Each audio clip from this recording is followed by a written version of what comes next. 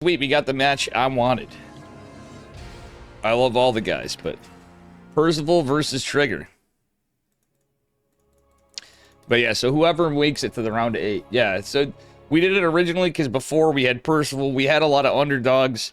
We had more Starcraft. Let's be real, the news for any big news of Starcraft is not looking optimistic. Anyway, oops, I have my camera on, guys. Bear with me, I don't have the KSL scene on. I'm not going to switch it for now. I'm just going to turn off my camera, but I will switch it off after. Spawning in the bottom left-hand corner of Frostline in the blue. Give it up for Trigger. From Basilisk Gaming. His opponent in the upper right, coming back from a big break. He's been grinding. It is the Terran man himself. From Korea, Mr. Percival. I'm a big fan of this matchup. Percival is a... probably a little bit mauling than he's to start out with Trigger. Trigger's a pretty good PvT player as well. Trigger just going out for a gate scout. We'll see what happens here. But Percival is a pretty good player. It's also nice to see this because Trigger is playing from Korea on the KSL. But a very standard setup from both so far. Looks to be just one gas for now. We'll see. Percival could shake it up, but I'm thinking it's going to be a Reaper fast expand. He might wall off. We'll see. Yeah, he's going to wall off and hide his build. Alright, a little RNG going against Percival a bit, but not quite. Okay, SCV scares the probe away. That's where the shields. And Percival is going to get away for now. RNG trying to hope RNGesus is there to save the SCV without getting injured. Too bad. Percival being relentless with that probe. Orbital command center coming behind up to Nexus, and pylon going down. It's 20 Nexus, 20 core, 20 Nexus, 20 pylon from Trigger. Marine opener, interesting. All right, Percival has not started his CC yet. Okay, now he is. He's going on the high ground. I don't think he needed to go on the high ground. He's a little nervous. Once that Marine's out, you're in the clear usually.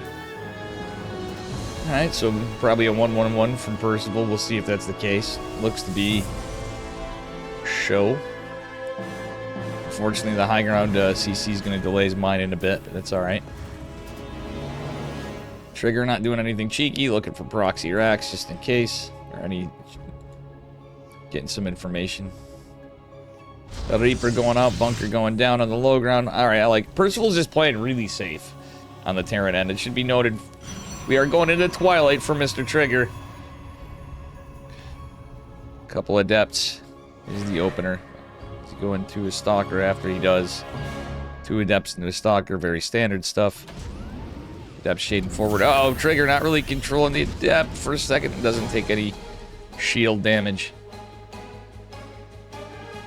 Welcome, Scarewiver. Well, how you doing?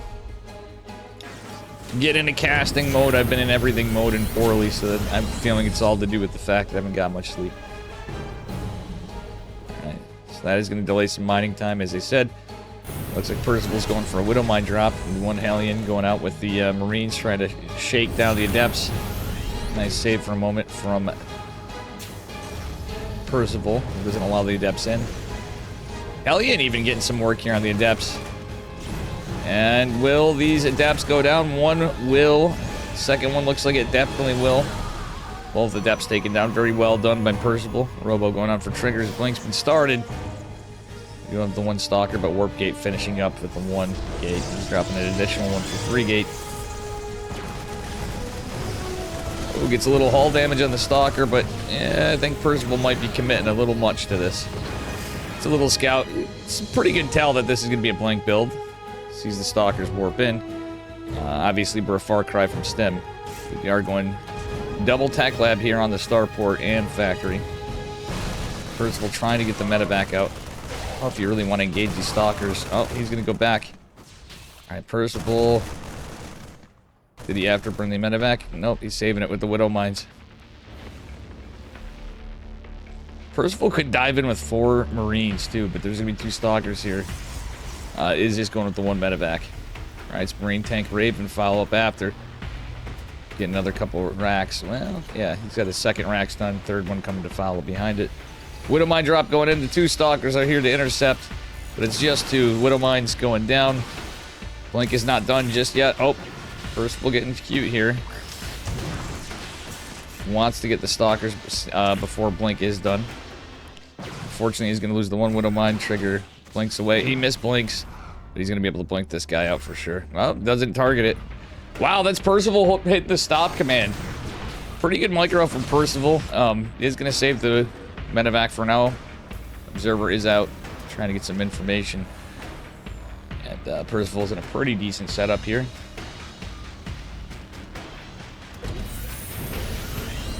And we'll be starting stem pretty soon. eBay going to be starting up. I like this for Percival actually as well. Trigger did get it very decently timed. Pretty quick third for a 3-gate blink opener. Love the Robo Band charge from Trigger. Still, I don't hate Percival's position. Oh, that being said, the Ravens right here is going to drop the auto turret and try to kill. Oh, wow. Nice snipe on the auto turret by Trigger. Oh, my God. Trigger just misclicked and accidentally killed the stalker. That was a beautiful snipe on the auto turret, though. You don't see that every day. A little bit of damage to the Raven, but nothing too significant. Nice Sim City from Percival, by the way. You might want to keep his siege tank up here, amigo. I think keeping it on the high ground might be a better move. He can move it back. Oh no, he just sieged it. Doesn't want to throw these Marines away if he can help it. Raven, I believe, has another auto turret right now. Oh, gets the observer. That's nice. All right, whoa, Percival. We did see some games. Right now, he's not building any SCVs for the moment.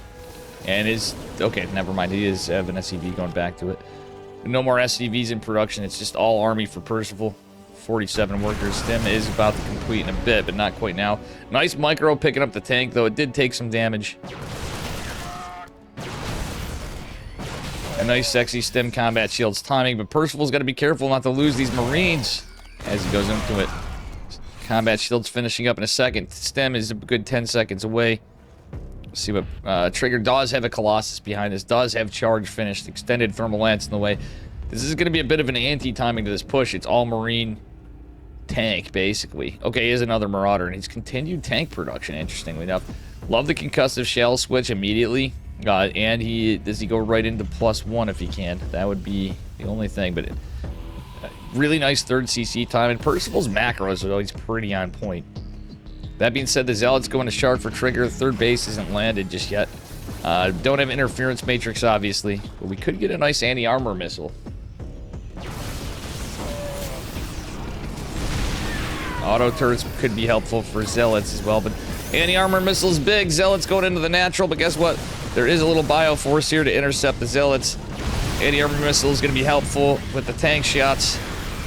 Zealots are going to eat a lot of it. Oh, the tank's getting some decent hits on the Colossus, but one's shields are just down.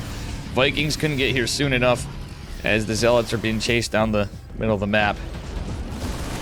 And will these get picked off? They will. Trigger does have a fourth base behind this now. Now it's getting terrifying as the Templar Archives goes down. More Widow Mines and Vikings in production. Percival just now landed his third, making it an orbital command center.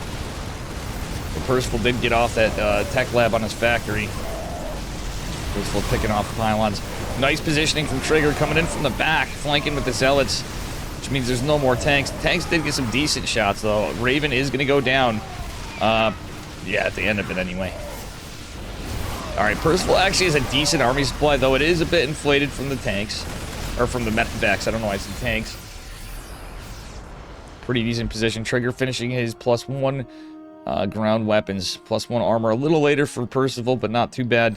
His armory going down and probably likely another eBay. Yep, right there. Still, Percival has to be careful. There's 3 Colossi.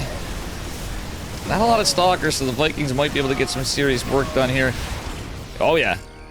A couple sentries, though. The Vikings even have to watch them, but does take down at 1 Colossi. Big Daddy Immortal on the way as the Ghost Academy's finishing up for Percival. We'll see what happens in our next round of engagements. 5th base going down. Jesus, Trigger's macro is insane right now, but he doesn't have to do this. It's a 3-base Terran, but still. Both of them. Good macro. At the end of the day, I love this Widow Mine, but it's going to scout the Zealots, but go down, unfortunately. Scouts the run by. This would allow Percival time to maybe get in position. See what happens. Widowmine's going to succeed. Oh my god, he kills the pylon. That's a beautiful denial of the warping. Percival does get the other warping. That's huge for Percival. Oh my god, Trigger doesn't have the largest army. There are only 2 Colossi, a lot of Stalkers forced back. I believe there was a recall, a couple SCVs going down. The Zealots, there's a Widowmine getting some big friendly fire. But it does seem to be intercepted. Medevac's low on HP. These are a lot of Marauders. They are taking some hits from the Colossi down below. All right, nice pullback from Percival. Honestly, Percival's going to find this 5th base. Oh no, but he's going to lose the Medevacs to all these Stalkers. Nice drop on the Medevacs. If he can get any damage before, or maybe escape with the Medevac at least. He was trying to escape with the Marauder, perhaps a little greedy, but for now we'll bring it back home because he's low on Medevacs. That's the scary thing right now. Has a good Viking count, but eventually you don't want to be tied up into too many Vikings. Trigger's just going to send it right now. Percival out of position right here. The Widowmines are in siege, but Percival is going to go push into the 5th base. Trigger doesn't really need it. He's playing a little overly cautious, I would say. Okay, and Immortal Stalker Sentries are going to come back. The Colossi coming from the back. Oh my goodness. Widowmine catches a Stalker. That's big for Percival. Oops, excuse me, guys. My hand's slipping a little bit near the obs. Income looking kind of spicy. The Stalkers are going to be able to catch Medevacs and Vikings in the back foot. Vikings still, not really. Vikings not really worth a hill of beans anymore. Well, they will be, because guess what? Colossi are here. There's a War Prism coming for Trigger as well. So realistically, the Vikings not too bad. It's something that, if scouted, might be a good play. There's only 1 Widowmine here to defend for Percival. He's going to pull the boys down, trying to get a 4th base. Is going to land. Oof, but 8 workers, 9 workers falling for Percival. Percival does a good job getting back in position. No missile turrets and no defense in the main base is going to spell trouble for a Percival as the Stalkers come push in. This base might be able to be held with some repair action, but the scarier thing is there's these 3 racks coming down, bringing them up to 8. Will be denied a bit. EMP just catches some of the army. Mostly just gateway units, but 27 workers falling. Oh, Percival even possibly going to lose his +2 infantry armor. We're going to have to land these Vikings, amigo. Unfortunately, the Vikings aren't at the spot where he probably preferred them. Well, he could catch the, yeah, he's going to lose the +1. He didn't land the Vikings. It's about all he could really do right there. I mean, the Zealots are likely to take him. Still, the Planetary Fortress holds. He's going to need everything he can get, but the Zealot run by, or warping rather, is going to be a little rough. Ghost Academy going down would be rough as well, but... Alright, Percival evacuating as good as he can. He's down to 37 workers. Army supply, not that fantastic. And losing the +2 infantry weapons is very rough. So he's going to have +2 infantry armor, but no weapons. We'll be able to get +2 after, but Trigger's starting to get to that point where it's scary going into +3 ground weapons. For Protoss to be at that spot's a little rough, to say the least, for the Terran man. Alright, that being said, the racks have finished up, but again, there's no missile turrets, there's nothing to defend right there. The Vikings are going to be out chasing the run of the army. Disruptor goes down. I may have gotten some hits, I didn't see the kill count on that. But here comes more Disruptors as the other Colossi coming to reinforce. There's not a whole hell of a lot in the main base mining. It's getting mined out pretty good, but it's the infrastructure you don't want to lose as the Terran. Percival is down in army supply. He's played a pretty good game. Yeah, Trigger with the 3-prong attack is pretty good. GG's called. Trigger's going to take game number 1. Still not bad plays from Percival. Not at all. Not the slightest.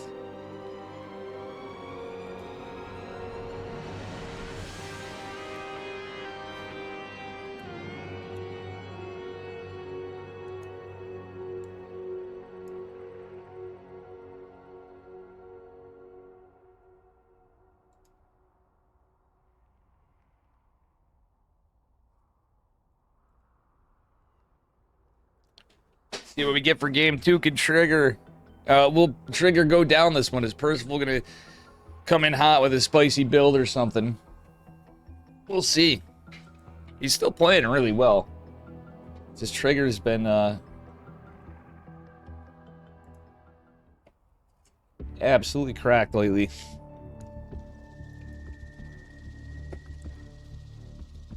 So happy to see Percival playing. And this matchup's just a good one to have.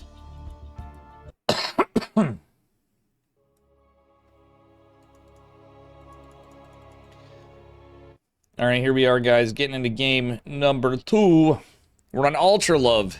Spawning in the upper right-hand corner in the blue. Up a point is Mr. Trigger from Basilisk. His opponent in the bottom left, he's red. He's mean, he's Terran. Not a big fan of the Protoss, it is Percival. So we'll be getting game number 2.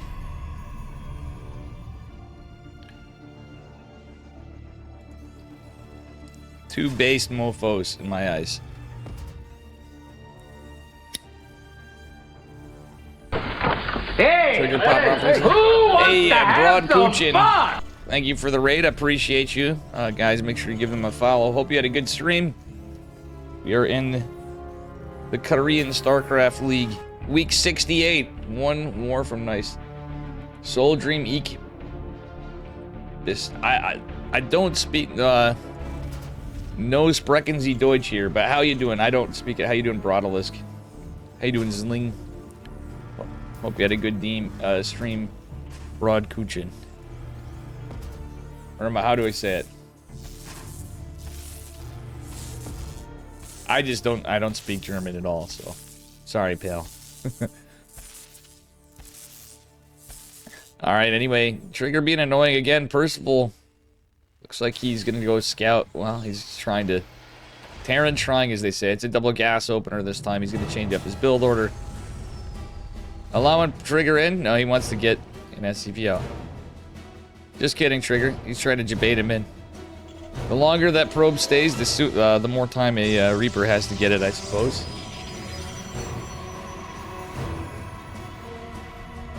Yeah, right. Gate core opener from Trigger. We'll see what happens here as we get into it. Reaper, a man looking around for proxies, or he's mostly looking for the probe. You love to see it. Trigger's been crushing it. Oh yeah, dude, Trigger's been absolutely cracked. He even got his Terran up to 6K on Korea. Crazy. What a rough time. Unfortunately, he's been working hard. He's been popping off. But unfortunately, what I mean by that is we don't have any premier tournaments. It'd be awesome to see some ARC where Trigger really starts pushing up like we saw Astrea over the years. But the Canadian Protoss, not the American, still. Anybody from the NA scene. Or the Americas in general. And, yeah, good to see everybody back here. Fresh coffee pot as well. Hope you're doing alright, bro, with everything. Double Adepts, mostly just shading to poke forward to see if they see anything and gonna poke back. Not bad. I mean, Trigger's expecting something cheekier, but it's not. Very standard opener from Protoss, man. So he's probably gonna drop a couple gates yet. That's gonna delay his production quite a bit, a little significantly here. No Robo just yet, and Blink's done. Okay, now he's gonna get it, but there's no wall off. Trigger's gonna actually get some great damage with this on the Hellion.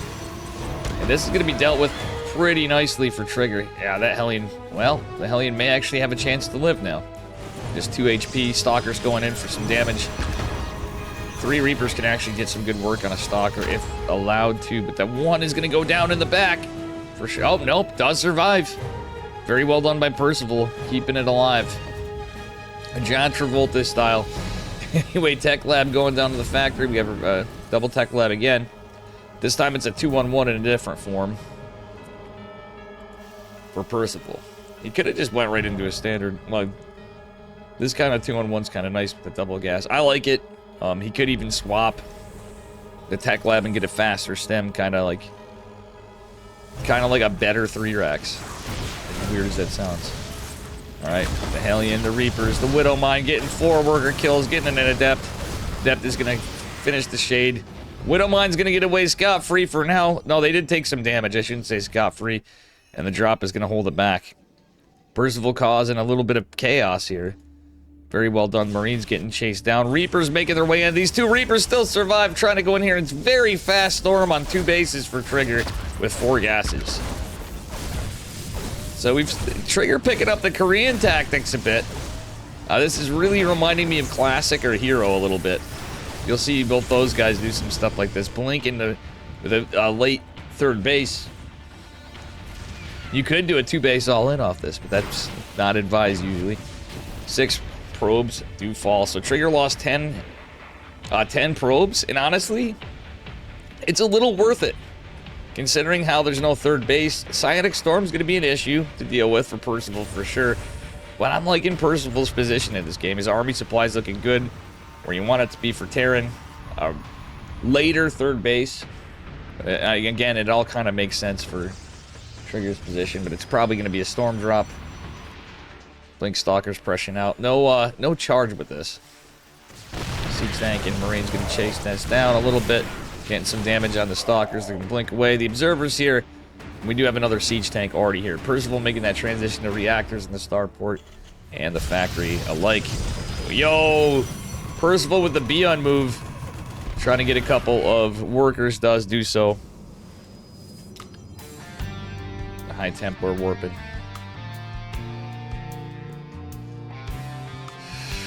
Wow, we got all the languages going on in chat. Sibba, Gene Sim, and Rodalisk. Let me handle this, Dave. What's he saying? Thank you, Sibba. Harden carrying the German. Gene Sim talking in French. Yeah.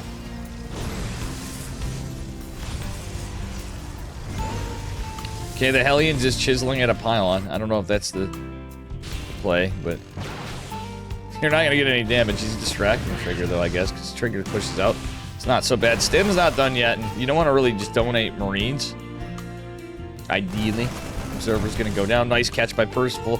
Doesn't have a 3rd base. He could pull the boys.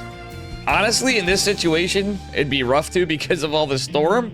I don't know if he identified. Yeah, he had to have identified the storm. He saw the Templar archives. Maybe he wasn't really paying attention right there, because Percival did mount a pretty nice multi-prong attack. We'll see what happens here as Trigger gets in position. Go for an attack, but the storm drops 2 additional High Templar. A little awkward exchange as, yeah, again, Percival is getting a 3rd base. Again, no charge. Oh, no, charge did go down. I'm sorry. Earlier on, he didn't have it. Widow Mines need a siege. Oh, he could have saved that back tank. I'm pretty sure Storm Drop's coming in. Widow Mines dropping, though. Getting the Warp Prism. It does survive for the moment, but it is going to go down. High Templar going down. Percival needs a GTFO. Boot, Scoot, and Boogie out of there with the Medivacs. Afterburner is on cooldown, I have a feeling.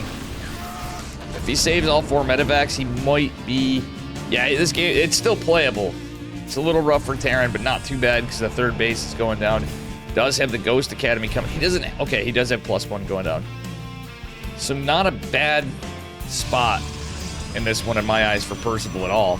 It's a low worker count for Trigger. Percival got some decent damage. Not like game-ending damage, but he did a good job keeping the Protoss army down. You know?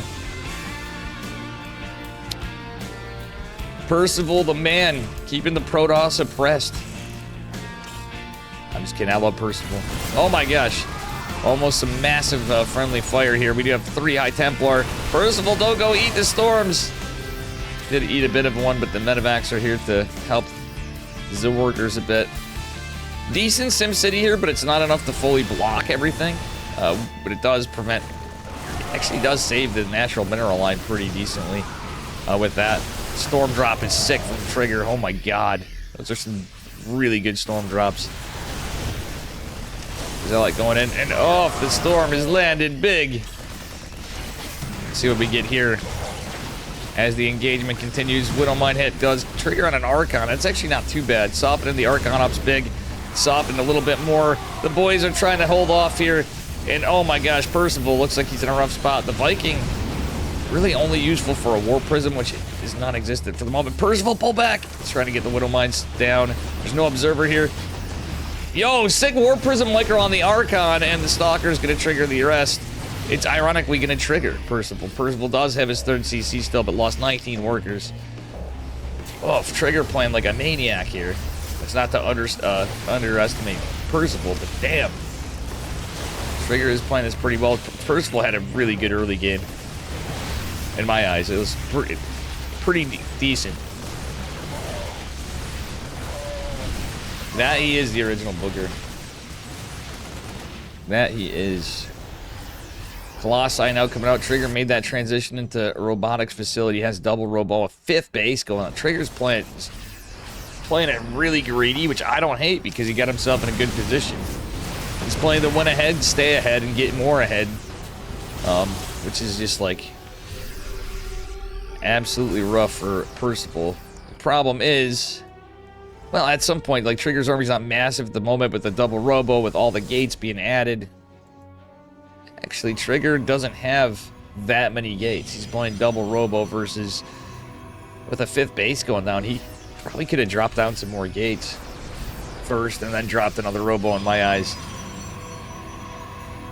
It's the little stuff that can make it, if you can't, like, reinforce and, like, Percival take some good fights, Percival has a chance maybe to find some room as he establishes to get across the map. I mean, now with this army supply, it's looking kind of rough for Percival. I'm not going to lie. There's a Zealot run by coming in, a huge army supply advantage for Trigger with this economy now.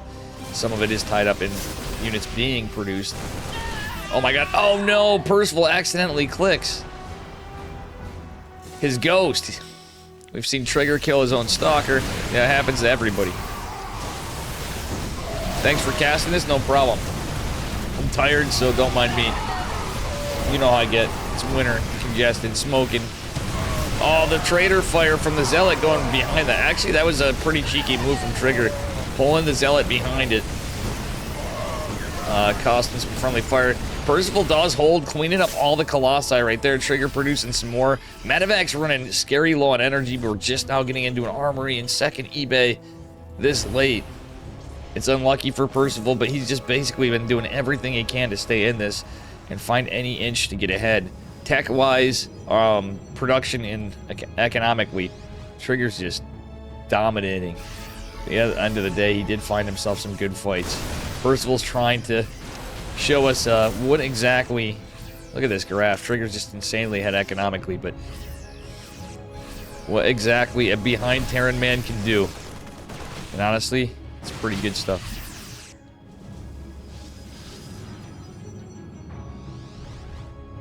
Some would just be like, oh, this game's just over. Well, Zealots, the EMP's pretty nice, but there's not a lot of units here. Ghost is almost dead. Ghost, if that survives, every ghost he saves is going to be helpful. For sure. And Trigger did identify that there are Colossi.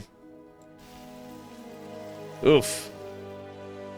So the little Zealot run-bys are definitely beneficial, but I do like that Percival's been trying to find some room to grow. No observer right here. There is a Widow Mine for the moment. The scan's going to show this army. Actually, there is a High Templar with tons of Storm available. Wants to go for these Vikings, of course. Oh, gets good Storm on the Ghost even. That's a little rough for Percival. There is maybe... No, there's no more Storm left, but EMP's decent. Still, the Vikings diving in. There's a bunch of Stalkers. Percival has to be a little careful with them, but does take care of one of the Vikings. No Storm left on the High Templars. The EMPs did some good work, too. All the Vikings go down, though, and that last Colossi still here. Medevac's really low on HP. Planetary Fortress might come up here, though. If Percival buys some time, the other Viking almost takes out... Oh, that's so unfortunate for Percival. That last Colossus got a few more hits off, and the army supply's pretty low. Planetary Fortress, target firing the Colossus. That's actually big moves from Percival, regardless of this very dire situation for our Terran man. He's trying. Zealots making their way in the natural. 13 workers falling for Percival is like a bad dream. Zealots even making their way into the third base as we get into this. GG. Trigger is going to take it. Still, a good... Really good games there. I really think Percival's getting back in it. He's playing really well. And starting to show a little bit some pretty good form anyway. You know, like Trigger has gotten like so good at PvT. It's a tough one for him. Still excellent control from Trigger. And very well done. Trigger will advance to the round of 8. on to fight Hero. We have Cure and Gumiho going on, Dark and Creator, and Shin and Classic. So, unfortunately for those haters, I am not one. Matt, how you doing, by the way? Zling, and Booger, and Psychons, and Sibba, and Gene. And fresh coffee pot. Meow wow, guys and gals.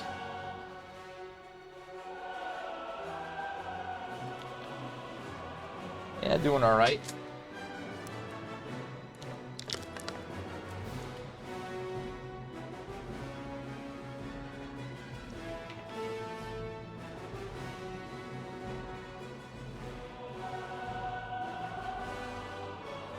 Trigger is streaming as well. Picking him as there.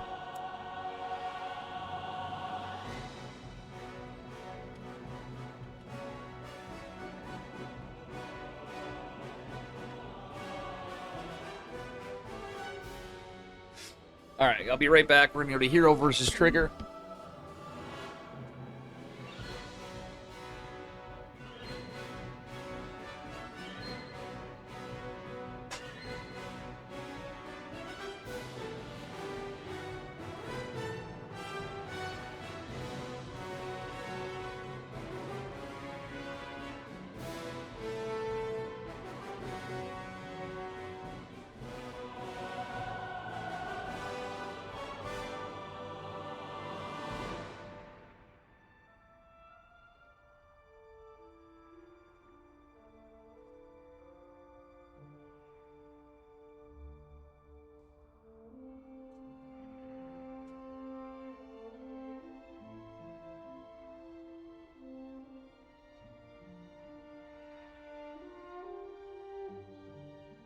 Yo, yo, yo, it's waiting for the lobbies.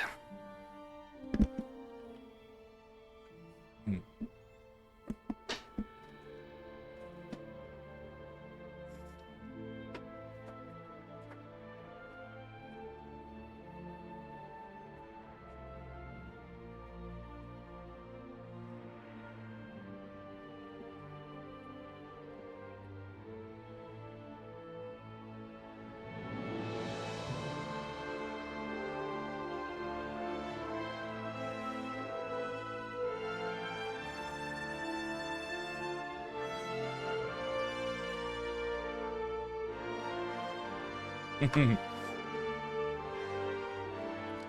have a cores to change it up for the PvP.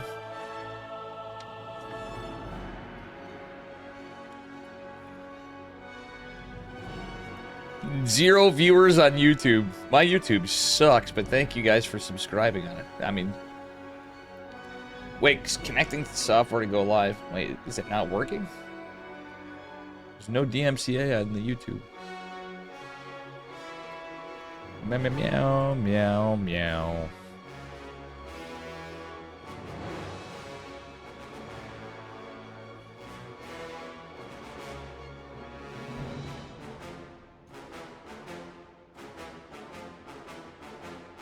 Oh, I know you don't like YouTube streams, Sibba John. I'm just saying. I'm not asking you guys to go to YouTube, but if you're not subscribed to my YouTube, do me a favor.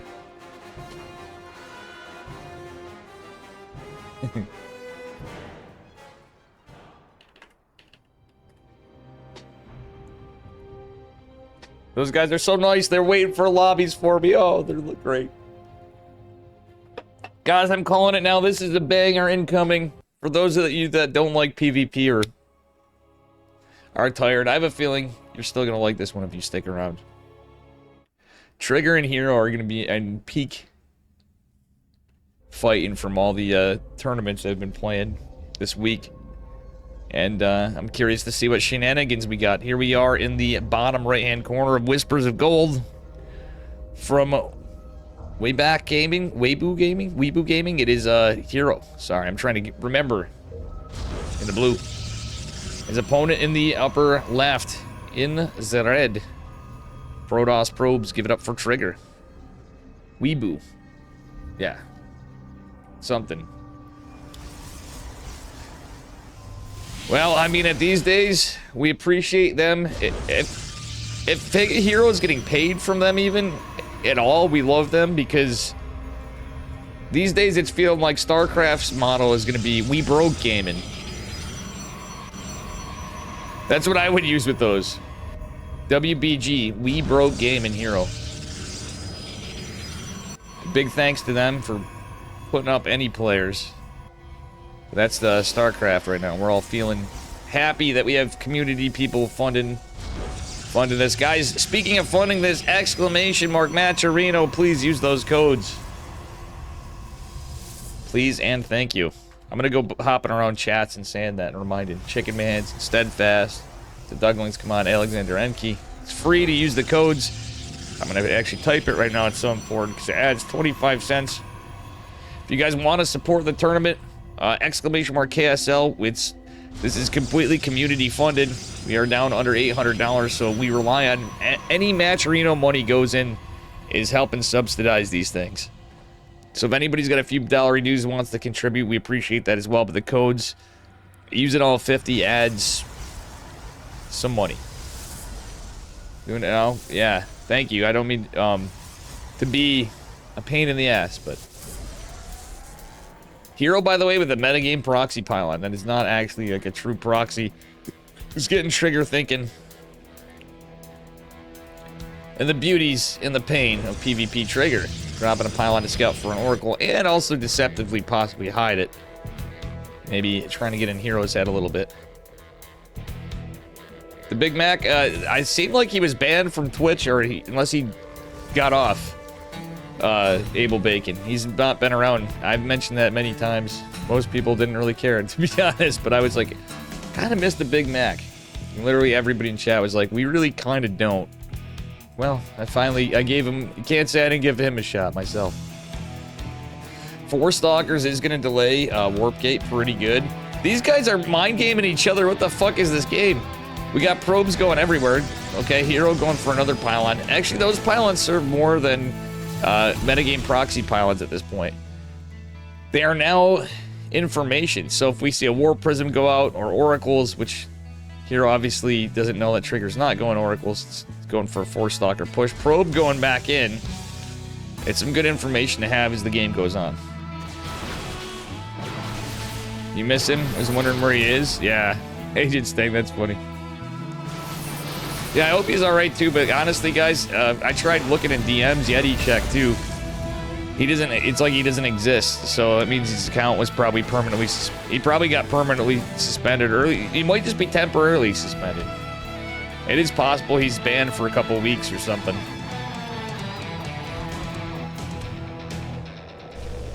Yeah, it's quite possible. Not shockingly, though. Alright, Twilight Council gonna be finishing up for Trigger. Hero has none. There's 0 tech for... So Hero is way behind in the tech game. He only has 2 gateways and a Nexus, and that's it. Trigger's was a little bit slower. He's slow warping, too. Yikes. Hero playing the I'm warping in everywhere game. He's dropping pylons everywhere. Oh, no. Hero, the 2 Stalkers barely make it... Whoa. Barely make it out, but Trigger's army supplies... quite the bit better right there. Actually, let's look at the trades. Yeah. Trigger has traded better, to say the least. Still, the probe survives for now. And we're going to warp in a couple of Adepts on the left side. Hero playing this hella weird, going into a late Robo. Trigger just going Blink and playing very standard. But Hero did get a faster Nexus, but it doesn't really matter. We're on even workers. And we'll see what happens from here as the Adepts are just out of... Oh, never mind. They were caught. Trigger kind of faked it out almost, or maybe he just reacted for a second differently. Ends up catching him. There is a probe still in the wall, but unfortunately Trigger doesn't catch it. That Adept is going to fall pretty quickly. Nice micro. Damn good micro from Trigger, but he is going to ultimately lose a worker. Still catching 2 Adepts from 1 worker is way worth it. Ultimately costing Hero some more. Twilight Council just now going down for Hero. Trigger getting his Robo, the opposite, trying to get into an Immortal, but Trigger's about to have Blink, and look at the army supply, it's dead even. And Blink versus no Blink, it's always going to be better for the player with Blink, obviously. Trigger going for the 3rd base, kind of securing his pace here. Hero is getting some good information with the sentries. Needs to defend this. He's really kind of hedging on the Immortal. That being said, Trigger has 2 sentries here. Hero is playing the smart, kind of camping at the ramp. Will likely lose this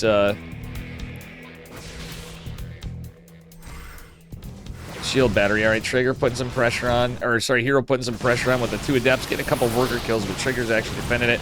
Hero losing 2 sentries though. That's kind of rough. Oh man, Blink just now started for Hero. I mean, Hero does have an Immortal, but losing the sentries is rough. Rough.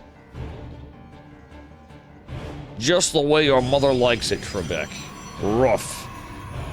Anyway, Stalker is going to go down. Blink on the way. We'll see what happens from here as another Immortal comes out at the natural of Hero. Trigger with the pressure.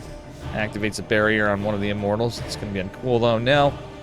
The army supply is in favor of Hero. There's no proxy pylon or anything to reinforce for Trigger. Hero going for a Warp Prism. Blink is a ways away, but the 3 Immortals lead in the front are going to scare the hell out of these Stalkers. Another sentry was a good... I like the sentries from Hero. Blink's not done yet. It's going to allow him some zoning. The Immortal's kind of daringly leading the charge still, and they are going to get another hit. Putting hull damage on it. If nothing else, they're going to get hull damage on these Stalkers. Cleaning up a couple. Oh man, that's actually rough for Trigger. Trigger's trying to find his pace, but ultimately, Hero's starting to trade it a little bit better anyway. He's got some decent hits, and Trigger's completely out of sentries. Hero's out of position, but Blink's going to be done here in a second. I don't know. Is Hero just going to send it with a Warp Prism? I believe so. It might not be the play. Probes are pulled. Hero's going to go attack. He supply blocked another pylon coming in. Well, supply block's fixed from the probes, but the economy of Trigger is just so much better. Hero has no idea he has 3 bases at the moment.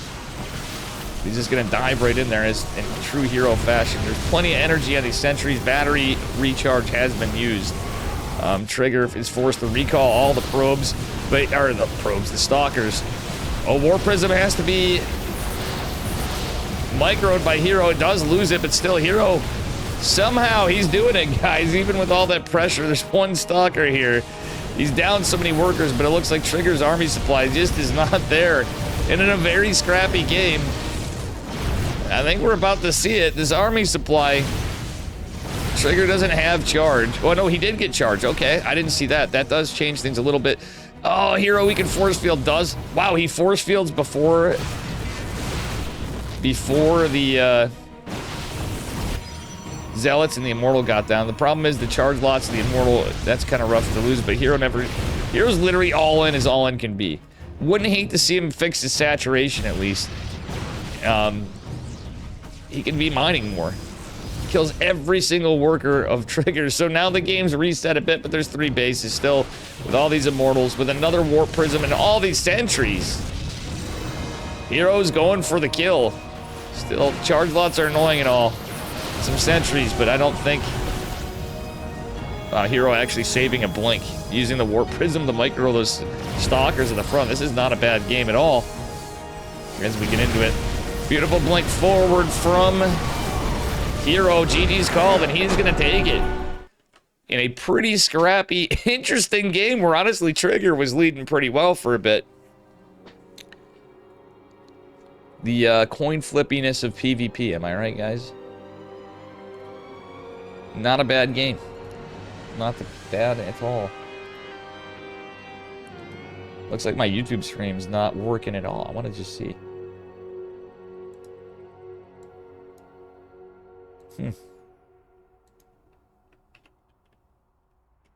Alright, let's get into game number 2. I missed the lobby for a second.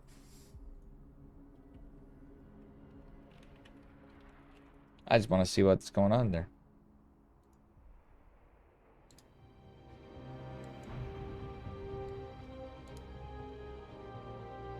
It's not letting me go live.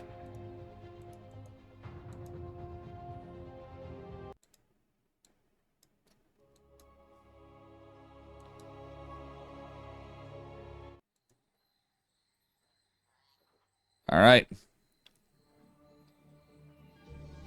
Let's get in the game number 2. Here we are in the bottom left-hand corner of El Dorado.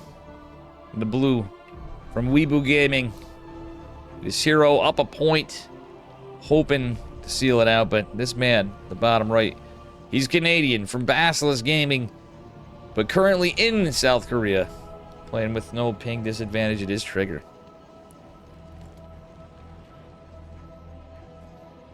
Let's see what we get in our second game here. Would appear. Well, I'm going to see if this actually works now. Nope, it's not working.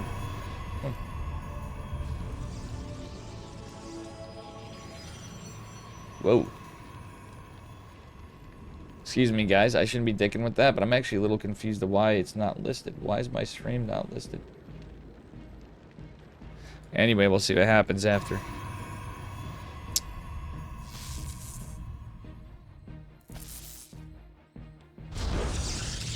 Alright, we'll see what happens. I need to figure this out. I think I've been copyright stricken on YouTube. It's Nexus first for Hero. This is Nexus before Gate from Hero. So Trigger's obviously at least get a double Gate. Looks like he might proxy. Hero literally just went Nexus first, guys. That is crazy.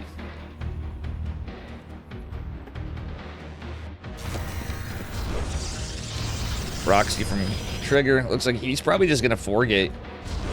He's gonna 3 or 4-gate. Hero going for a second gate. Pretty standard stuff. He might actually look for this. Knowing Hero. Maybe not. We'll see. But Trigger going aggressive. As you should against this. Hero with no Zealot. That's actually really baller. Because, that's about as greedy as an opening as you can get in PvP. Yeah, on YouTube, my stream, I was streaming and it said not listed. So I don't know what's going on there. I'm gonna have to see what's going on, why it's not working. Do a test run another day. Just upload the VOD, I guess. I did, again, I got some copyright strikes. Trigger going for Adepts. There was a Probe, no Zealots. Like, I'm surprised Trigger didn't get extra spicy and go Zealots. Trigger going for Proxy Robo. Instead, we'll see what happens. The one Adept going for the Probe is going to be going out. Alright. Hero is going to have a wall, and looks like he will have a Stalker and Sentry to defend, but he is going to be on the inside. Trigger looking around for proxies or ninja bases. And how you doing, TBD forever?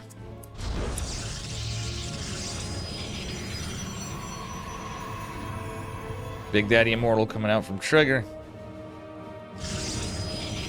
Robo coming down from Hero. That Immortal is almost here. A couple of Adept Stalkers.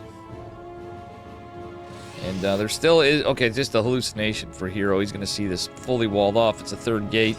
Not a proxied gate, but a third gate nonetheless. The Adepts shade up and see that there is no wall.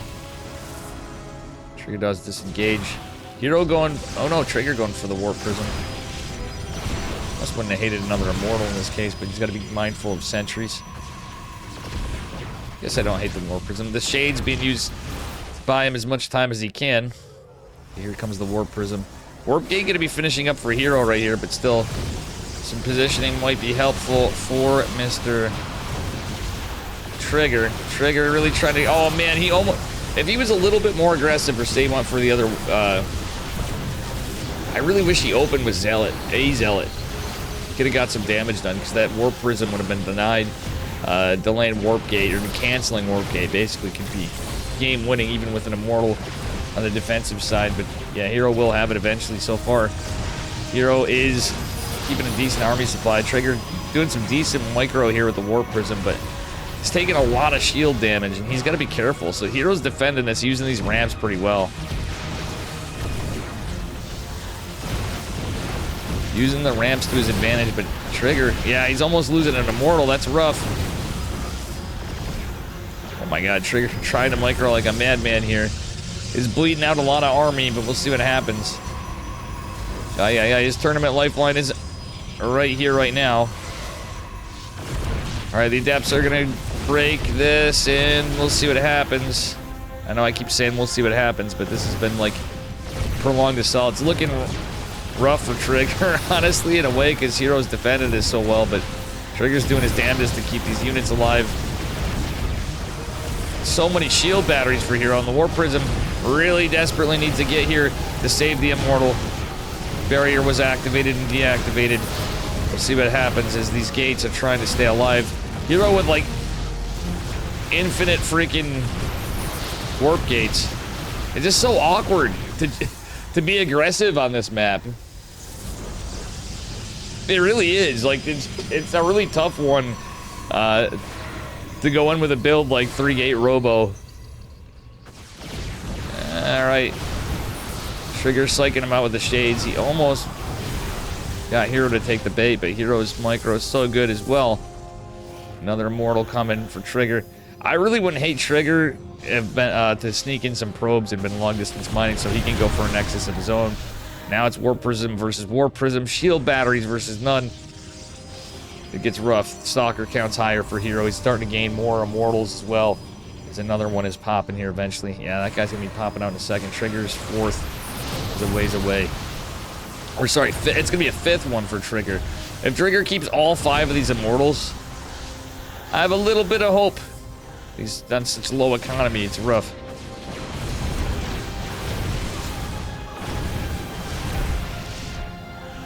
Oof. But these batteries, these shield, two of the shield batteries have pretty much full, yeah, they have full energy now. In the back, left side. It's crazy to see how much energy's been used on the shield batteries for Hero.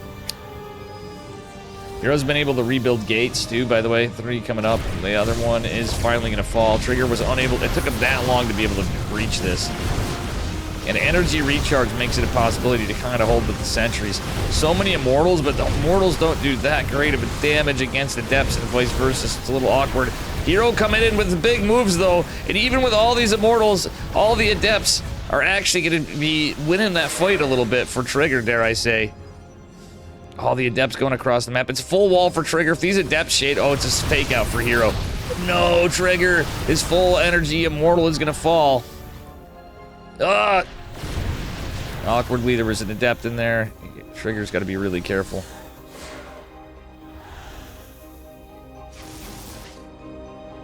Alright, double Immortal drop trying to go in.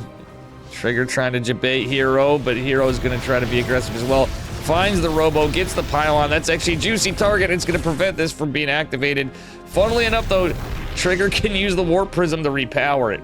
Trigger's going to have nothing back home to defend. He could recall. Actually, this is a beautiful time to recall.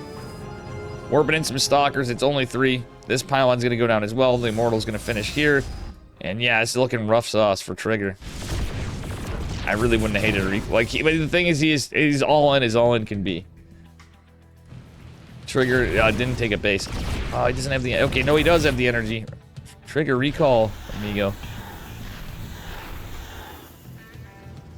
The boys are going to be pulled. Yeah, the boys are going to be pulled. The Stalkers are here. Trigger trying to fight. Doing the best he can with a Warp Prism versus none. There's no... It's just all these Adepts and Stalkers. The damage point's gotten weird with the Immortals. And ladies and gentlemen, Hero's going to take it. Unfortunately for the T-Man. T-Dog does not take it. Sadly. Will be a 2-0 for Hero. Looks like we have some other results. Hero is advanced to the semifinals. Kira versus Gumiho is still going on. Dark, his 2-0 creator, and Shin, his 2-0 classic. So we have a ZVZ lower bracket, guys. And definitely a Terran. This is sick. We have Kira and Gumiho this week as Percival. We had 3 Terrans, 2 Zergs. I don't know about Mocha. Mocha didn't show up. Actually, we had 4 technically because Patches played 4 Terrans, I should say. And Triple. Okay, we don't... Damn. Han Mono, Terran, another Terran. I can't believe I didn't say Han Mono.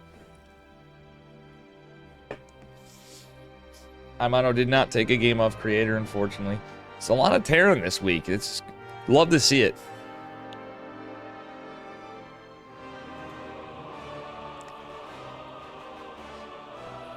Gouda stuff. And guys, if you're new here, do me a favor, smash that follow button. Please consider using the Matcherino codes here. Or add a few dollar dues. I'm actually going to take a look at the Matcherino.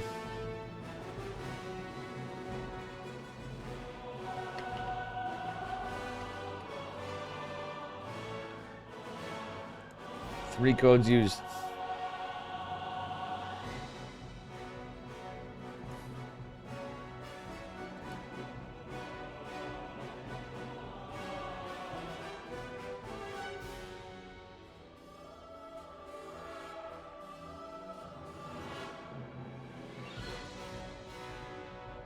Dark versus Shinsun.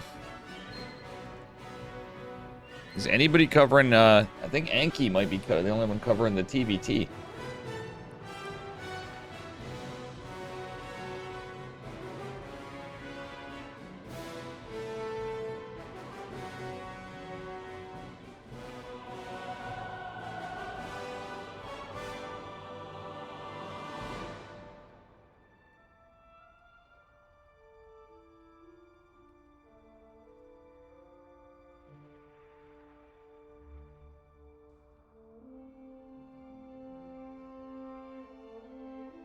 All right. How old is Dark? How old is Dark? We're going to be going to a ZVZ, which is an interesting thing to say, but we've seen this. Dark is... I got to look it up. I forgot.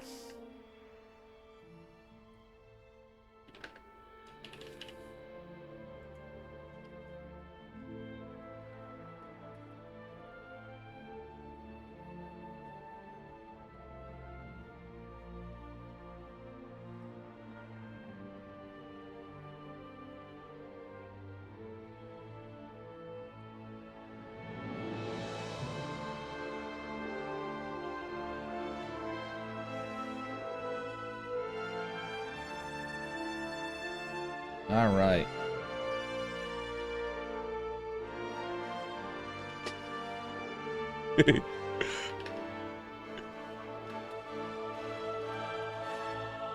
No, man. All right. Dark versus Shin ZVZ. Oh, I'm looking up Dark. I'm sorry. So he's born in 1995. He's 29. I was going to say 30 if I was the guess and I didn't want to be a jackass. He's 29, so close.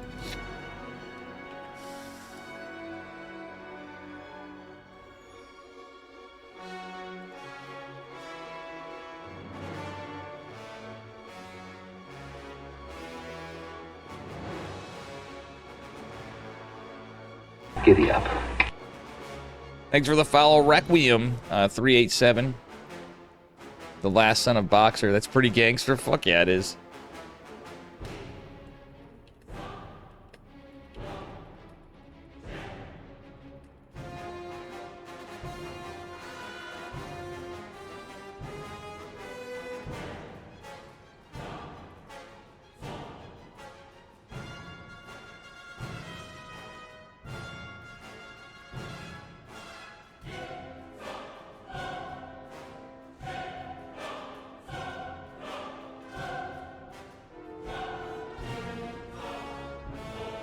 Yo, thank you for gifting us sub to Genghis Khan fresh coffee, pal. Fucking legend.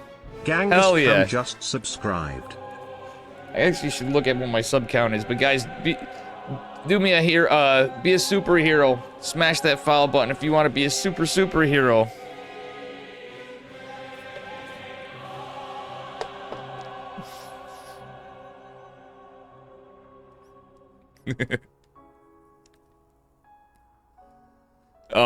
Yeah, smash the follow button or be a subscriber.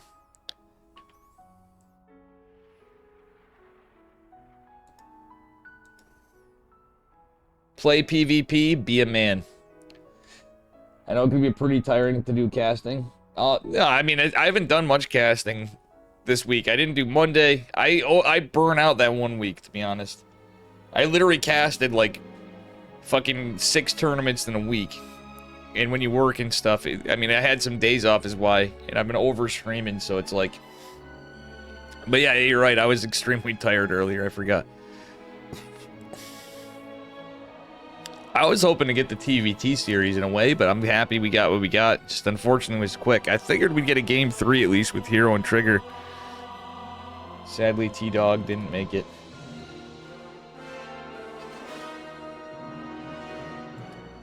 Very sad. He at least got 20 bucks for the round of 8.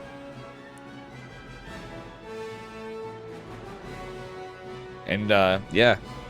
I really appreciate you guys Subs, ads, some supposedly ads got hacked up, but I think something in my channel got hacked up even more. Supposedly Twitch is gonna be working on that thing where all the streamers had like a massive cut in ad revenue. I stopped running them for a while, and so I was like, well, what the fuck? Come to find out, that's double screwed me.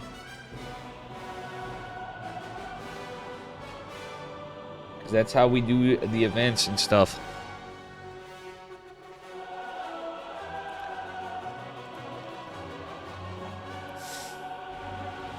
Meow, meow, meow, meow. Alright. Waiting for the match. We're waiting for the match.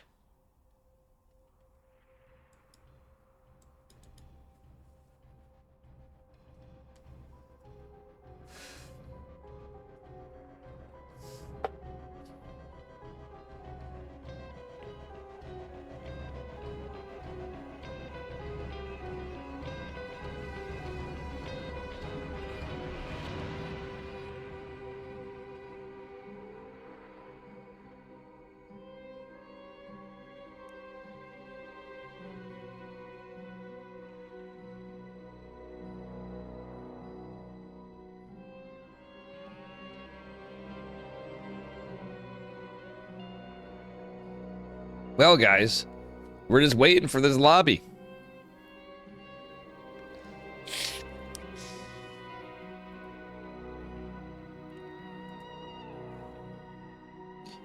I spam some,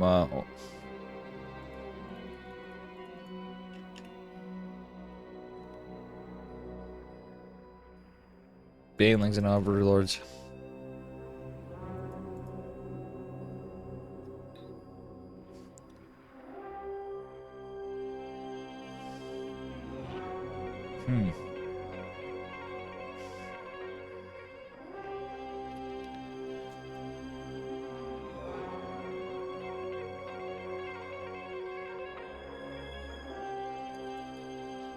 Well, we're hanging on, but I'm not the only one. Everybody's waiting for a lobby, except for Enki.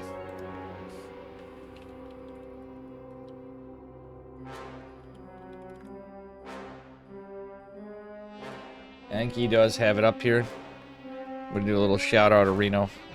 Here's what we're looking at. In Espanol, Mr. Alexander Enki. I don't want to miss this lobby, so I guess this is how we're gonna watch it.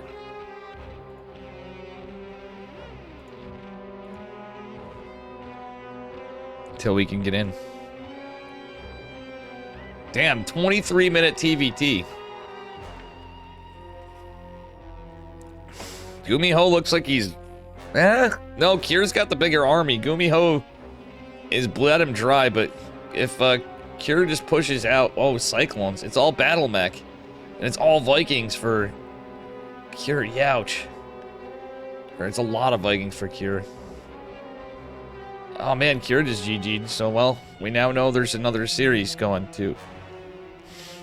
So I guess we might be going... I think we're gonna go to the TVP because I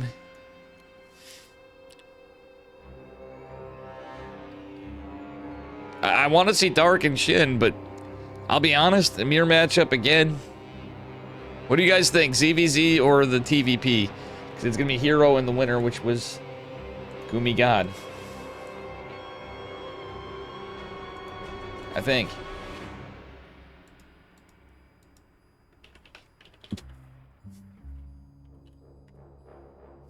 Gumiho 2-0.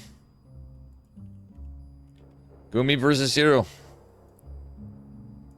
I think everybody's gonna end up there.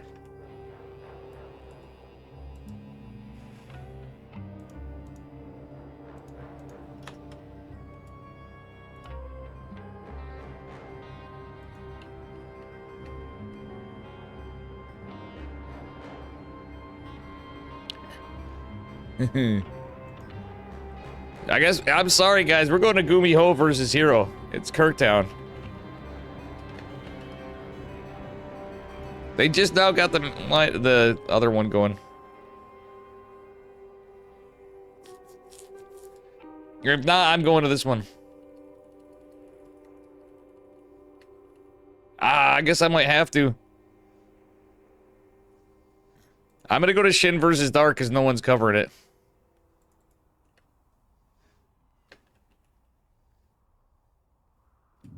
Okay.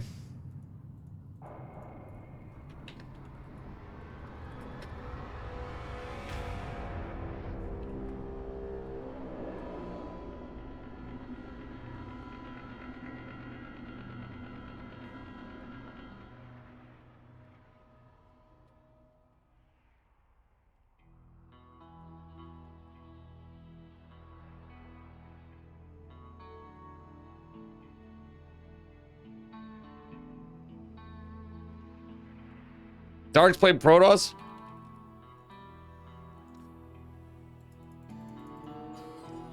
No, we missed it. Dark's playing Protoss. It was gonna be Shin versus Dark. Dark's Protoss.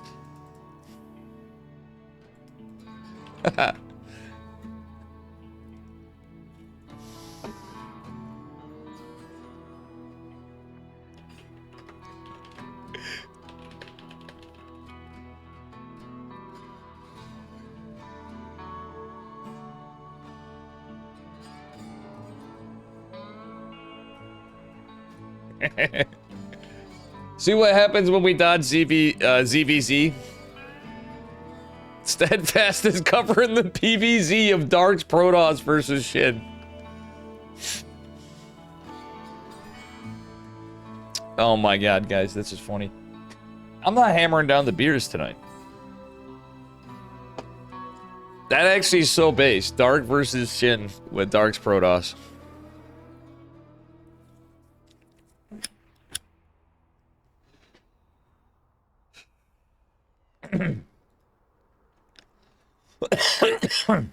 Excuse me. Well, we got something coming up. We're just out to wait for these guys' lobbies. Gomiho's got to be a little tired. That was a long-ass series of TVT.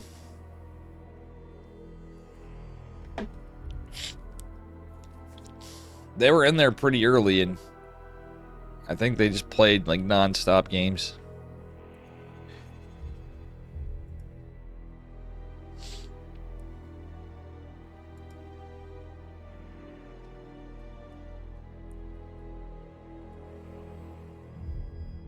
Let's take a look at the match, Reno. Did we have any more codes used? Looks like we had a few. Ladies and gents, please use those match Reno codes. We have 44 remaining. It adds each code, if you just click claim code, it adds 25 cents to the prize pool. So everything helps because it brings us a plus $12.50. With all the codes used, even if nobody puts any extra in. And we really appreciate our Patreons. If you want the replays, become a patron here, exclamation mark KSL, patreon.com/Korean Starcraft League. Guys, I'm going to switch to the KSL scene. I screwed up.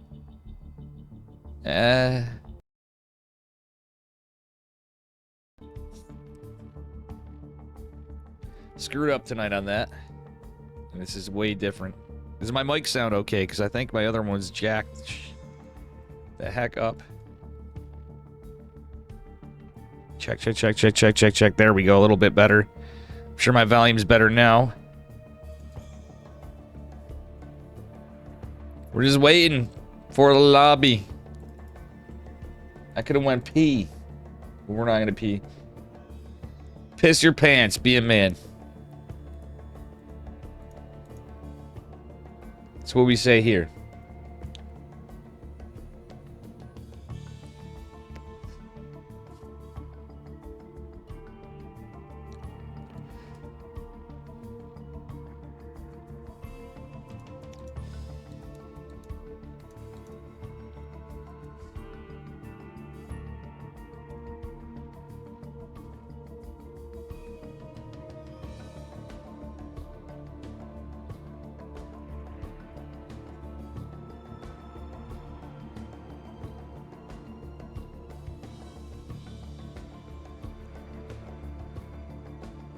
All right.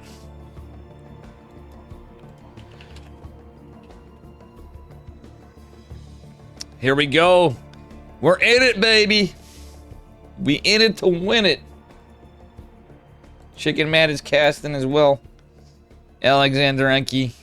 And Into the Inno with Korean cast.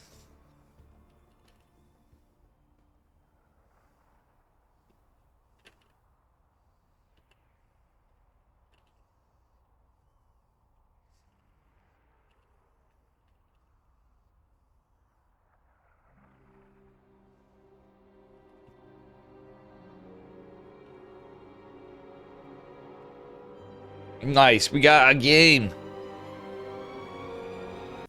Going into game number 1.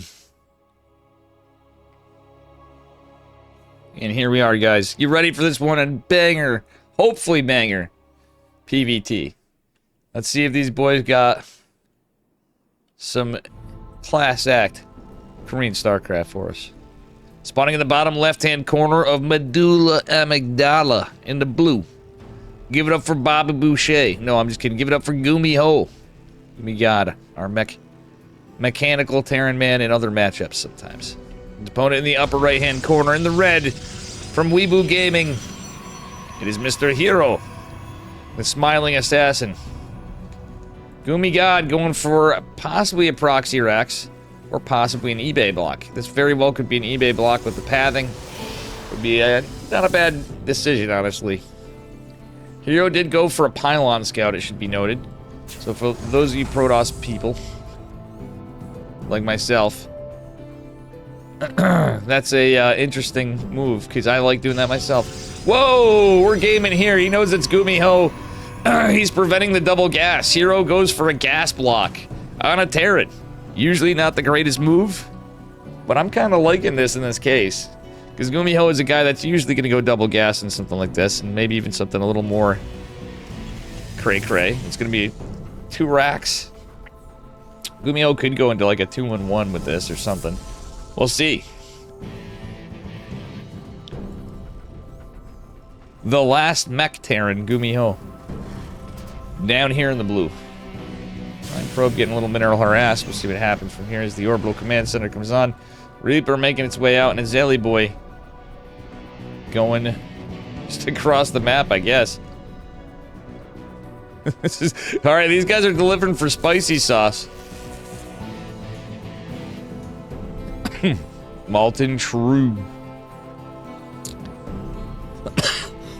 Gumi God gets his name for stuff like this. This is going to be an interesting one, hopefully. But Hero with a cheeky play of stealing the gas. Is he even going to take the 5 gas from him? Like, no gas for you. Zealot making its way across the map. Stalkers not quite out yet. They do finish 3 seconds faster. With the chrono boost, that's going to be helpful. Hero with a little bit of miss. Micro is going to lose at least a probe. Possibly another one. Up for now. Stalker's out. It's going to be alright. Zealot making its way out. The probe maybe looking to intercept this. Another Reaper coming out. What's going on back here? The reactor. Marine just taking care of. Huh. Alright. So it's 1 gas. Gumi Ho just going for the reactor and... Well. See, he's going for his factory yet? On 1 gas? I'm not sure. Gumi God trying to get some workers, but guess what? The Reaper might get surrounded. I don't even know if he's going to get a Reaper, or a worker with this Reaper, another worker rather. Nope, that is going down to Kirk down. Zealot and Stalker are going to be damn annoying to deal with. Oh, GG is called in a very short but very clowny game. But at least it was fun. we were all hoping for a little longer game than that. But the cheese was real. On both sides, kinda. We had reactive cheese. And we had cheddar cheese. If only I remembered to wear my slippers. Rip. Man, do I gotta put my sneakers on? They're right here. Like a dirt bag. Alright, we'll see what we get for the next one. Once these guys give us a lobby.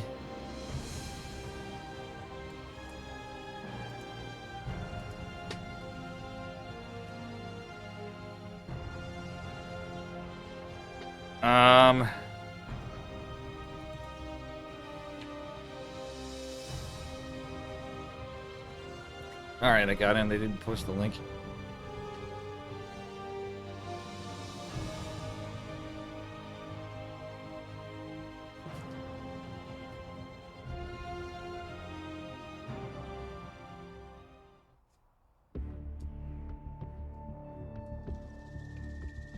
All right, here we are going into game number 2.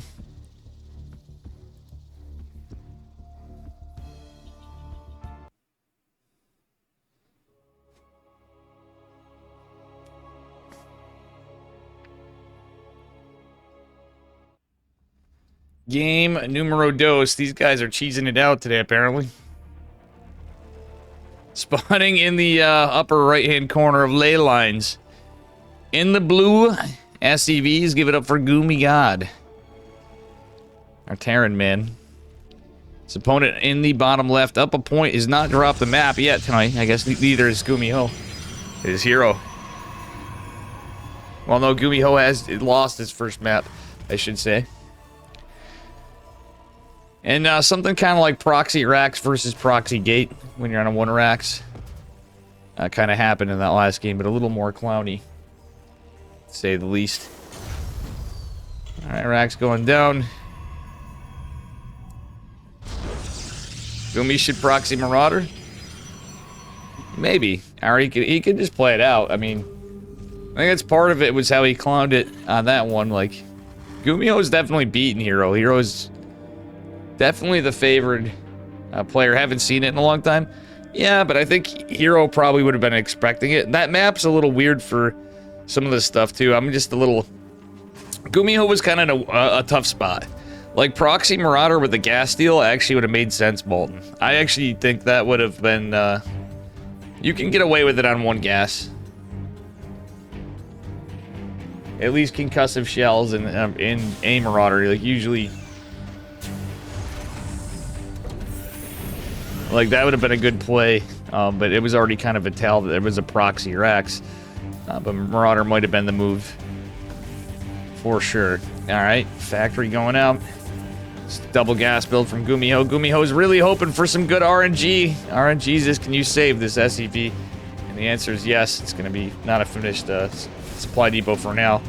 Hero just backing off. Opening pretty standard here. That was definitely 20 core, 20 Nexus, 20 pylon. That thing you do? God, I haven't seen that movie in so long, Abel Bacon. I did. I've seen it a few times in my day, but it's been forever since I've seen that. Looks like we might see something like a Proxy Stargate here, even though it is a Warp Gate opener. More than likely a Proxy Gate at the least. I think it's going to be a gate. You can have a delayed Proxy Stargate, though. We'll see what happens. Gumiho gets a Tech Lab on the Factory. Very likely to open with it. He might open with a Cyclone. It's a 2-1-1 from Gumiho on 1. Whoa, whoa, whoa! You guys wanted something cheeky. Gumiho is 1 base all in Hero. And it is going to be a Proxy Gate. Gumiho is 1 base in Hero. Let's heckin' go. What up, Elephant Man? That thing you do. God, I saw that in the movie theaters, actually. Now that you say that, Abel Bacon, I'm remembering. It is a Proxy Stargate from Hero. This is a very aggressive Gumiho. He's going to fix his supply block. An Oracle could pee on his parade with this. However, if there was a Cyclone out, this would be hard. Almost build order countered to a point. It's going to be Marine tank push. Oh, Gumiho, this could be a very, very short series. And Dark and shit may go on longer. It's not a ZVZ we're seeing over there on the other side. It is a PVZ with Dark's Protoss. 1 base Cloak Banshee. Nah, he's just going Marine tank push. And 1 Oracle. He just end the game. If this is a boys pull with it, though, reactive, like, I don't know if he just pulled the boys. Like, I mean, obviously you want to have more versus less units. But this Oracle might be game ending. Liberator coming out. Oracle making its way in. Gumiho, is he going to react? Pull the boys. No, he's not going to. He's going to send a Marine out, but a couple Marines out. The Liberator can help a little, too, because the Oracle can't shoot up. But losing 7 workers is very rough right here. The 2 tanks come in and bully. Stalker still. Gumiho needs to save these tanks. 2 Zealots coming in. This is a stemless push, by the way, so it's a little rough. Oracle coming in is even going to be helpful against the tanks. The other tank's not Siege, is going to help against the Zealot. The other Oracle coming in hard. Oh my god, this could be over. Losing that tank's like massive. Gumi God, siege the tank. Get in the chopper. All right, we do have a Liberator coming. Phoenix is out, though. The Phoenix was smart from Hero. Bringing that... Oh, my God. What is Gumio doing? He really wants to get that pylon. He really has to get that pylon. The boys are pulled, and there's not a lot here to really help out. Gumiho is very much all in at this point. He was before, but even more so now. And, oh, man, not like this. It's a very short series. No! Hell, you don't have anybody to root for because in just under 8 minutes of game time, Hero has 2-0'd Gumio from 2 cheesy series. That time, Hero not so cheeky. Hero did a kind of 200 IQ play him in the first game with the gas steal.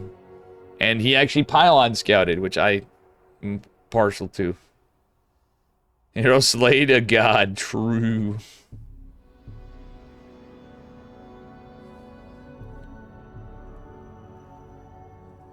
I always love how the tanks somehow come alive when they get airlifted. Yeah, exactly. Ewu, that's entirely true. Welcome, Ewu, by the way, 314. Good to see you. Yeah, when you actually, with the tank pick up and drop micro, I think Gumiho should have just pushed it back. If he actually kept one of the tanks further back and sieged it, there was a world where he actually could have done a little better there, but losing 7 workers on a 1 base all in is quite rough.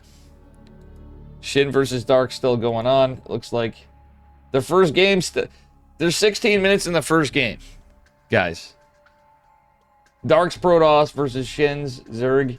It's actually kind of close. Dark's stuck in a lot of Immortals and Archons against Broodlords, though, with Storms. Shin lunging. Ay, ay,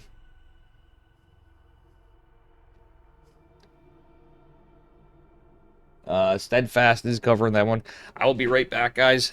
That fight's going on, and I'm going to take a moment, and we're going to go into Shin versus Dark.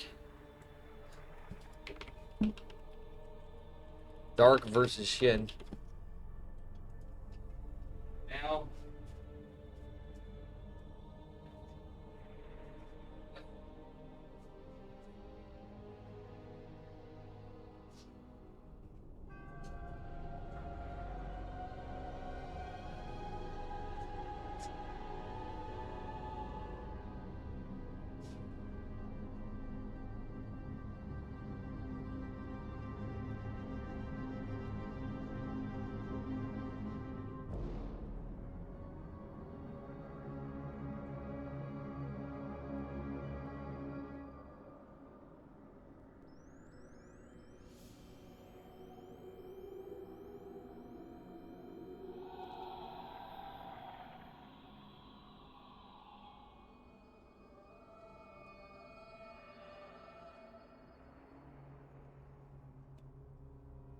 What's Padge's MMR? It depends. He usually goes up to 5K. He's been around like, he was a little lower before. I think he said he was like 4.8 last time I saw. Truth be told. It went down to 4.6 for a bit, but he's usually like, I'd say he's usually like 4.7, 4.8. Upwards to 5K and his higher side. Patches is pretty good. He's a little bit of alright. 'Twas a 6 series. It was a quick series. Let's be honest here. These have been bops tonight. Some weeks we have that. Game 2.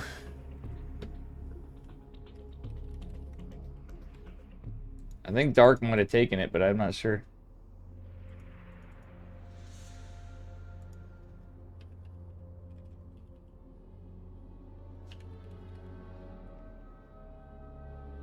$1-0 for Shin, so Dark's Protoss didn't go in.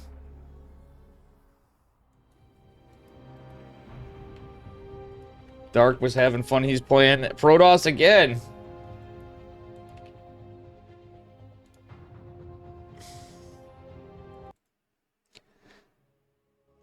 This time we're starting it from a different side. We have the final boss off racing in another game. So we didn't fully miss it.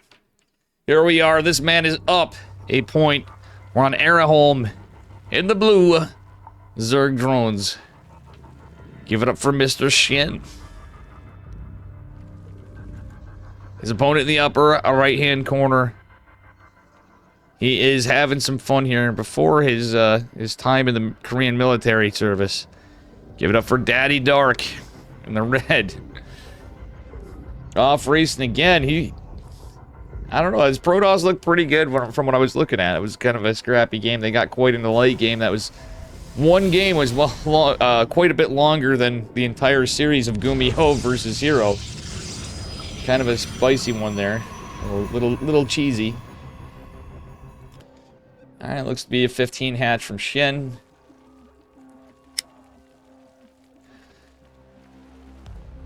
We'll see what happens. It's the low ground gate.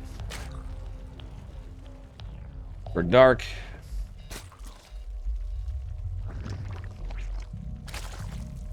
No, it was a 16 hatch from Shin.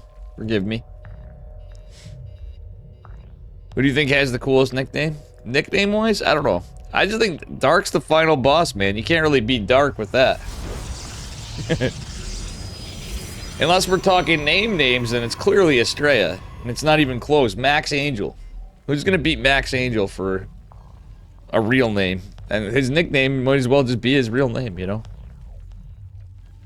But the final boss, to me personally. But when you just brought that fact up of another nickname for Dark.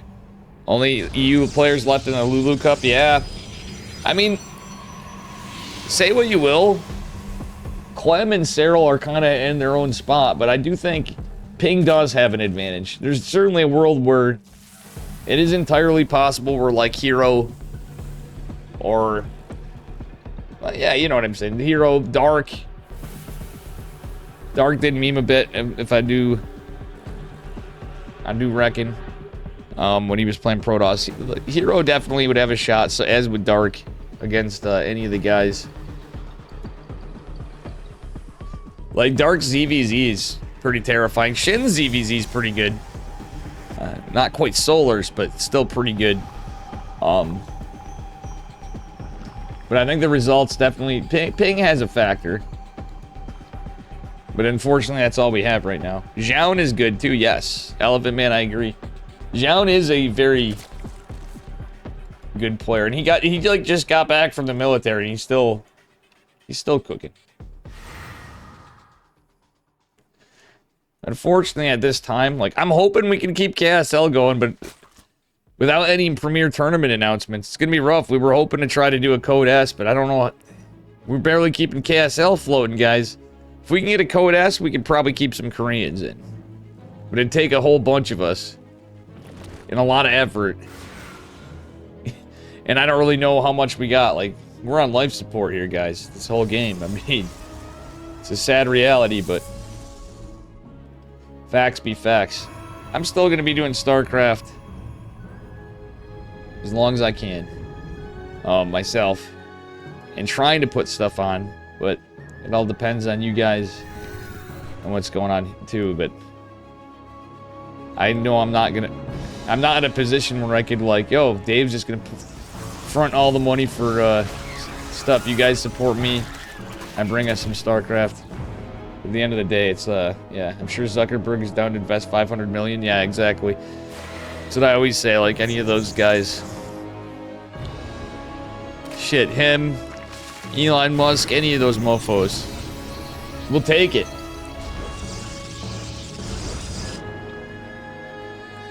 Sadly, my guitar skills are not good enough to challenge the devil for a fiddle off, for a guitar off. And I'm not from Georgia either, but... you know, just saying. Wait, whoa, whoa, whoa, whoa! Hero. It reminded me of Hero. No, it's reminding me of Haas. This is Dark. He pulled off gas. I'm like, wait a minute, this is Dark. He's going charge after the... he's going the old Void Ray charge lot. Shin's reacted with this. Dark's definitely having some fun. I'm like, is this like Hero? Is this... I'm just losing my mind here thinking like, is this Haas? This is Dark playing Protoss.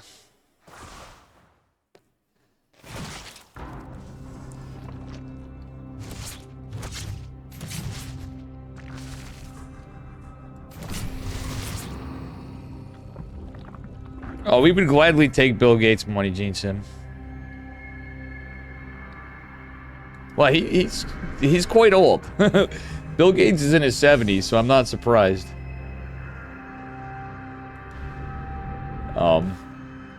That is, but we would take any of their money. Let's be completely honest. Starcraft does not discriminate against money. Oh my god, Dark just threw his Void Ray. Well, I mean, they didn't really throw the Queens. That was a good catch by, Shen, and I don't know. I think this is, looking pretty grim for Dark. If I'm gonna be completely honest with you guys. Like, there's no way to reinforce. It's just Shower Glots going into Roaches and Queens. A couple Stalkers and an Adept. Ay, ay, ay. It's 3 bases. It's like... Dark's definitely having fun. He's trying to get a run by in. Oh, Dark is GG's. I wish I knew what that said in Korean. Yeah, that was well... It was scouted. Like, Dark didn't really have... he didn't deny the Overlord. And you're really relying on, Bill Gates would be even worse than you, and that's saying something.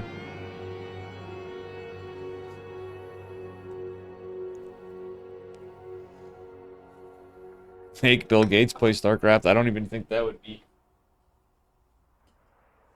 I think Bill Gates claims to be a true gamer.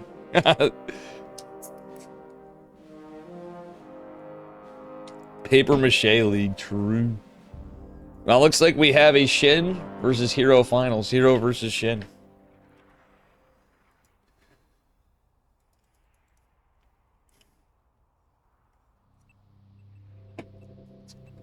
It's a damn shame Steve Jobs isn't alive, because then Bill Gates versus Steve Jobs. That would be that'd be a funny StarCraft 2 match.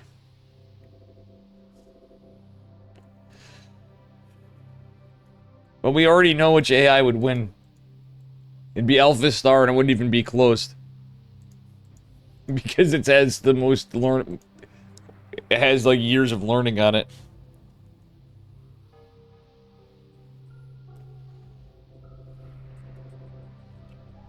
Regardless of how good they are. And it's possible they learn quicker, but... If it was, yeah...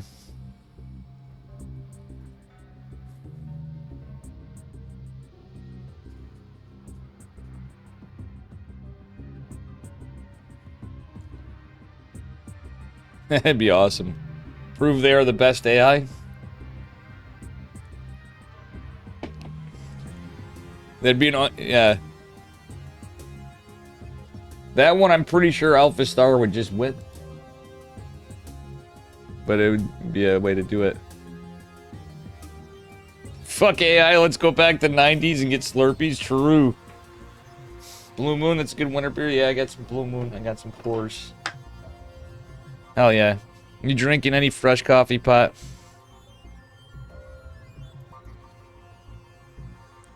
Generalized AI. Yeah, it's true. That'd be a cool, that would definitely be something cool to do. I would love to see it too. The AI training. If only we can convince them to do that. Like, that's how you get them invested. I can see that Elon Musk being... That's how you can get him in. Be like, yo, dude, if we can get like, hell, even Microsoft, we would take it. Get them fucking in. The Grok versus Microsoft showdown. The Grok versus Google. The Grok versus ChatGPT or OpenAI. But that's how you'd get money into StarCraft. 100%. We'd have, like, just from the AI competition and sparking it, I guarantee you we'd have, like, at least a couple years of premier tournaments.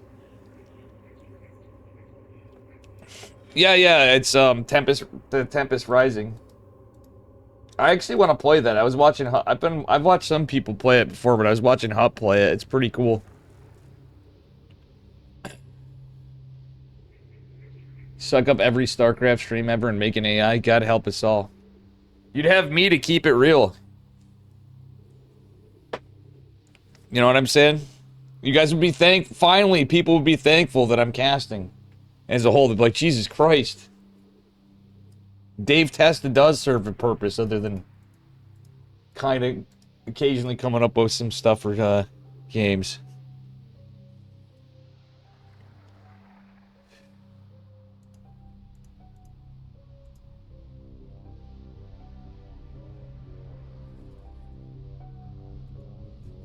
Red Alert 2's up there.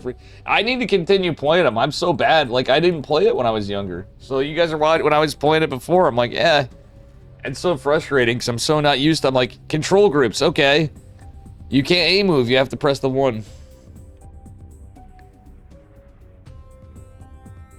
The hero return when he needed him most.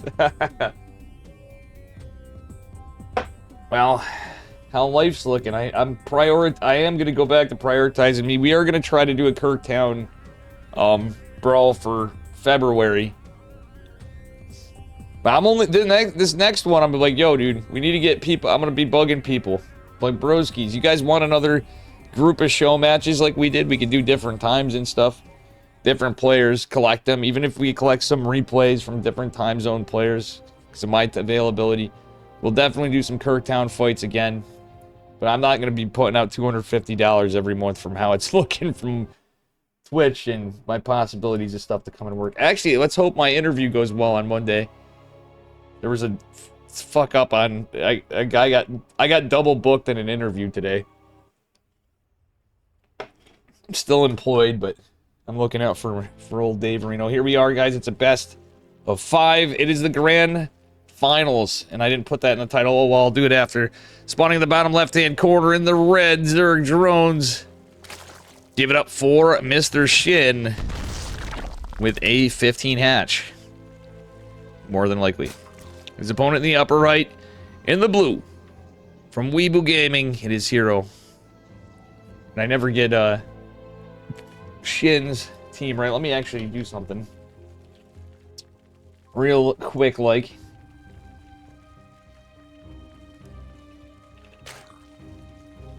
Boom, boom, boom, boom, boom.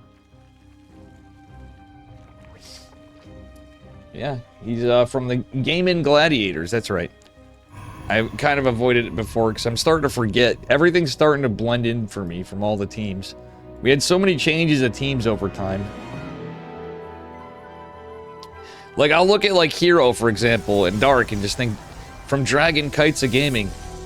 Or from I'll just think, like, randomly in my head, I don't know about you guys, I'll look at players and think, like, Dragon Phoenix Gaming. And I know some of you guys will be like, you know, SK Telecom for players. It's wild. Just over the years, things just kind of blend together, and you just start thinking of,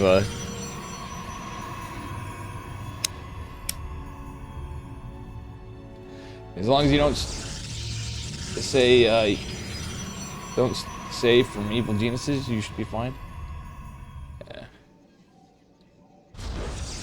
Yeah, I don't know. I've come to terms with the fact, guys, that, I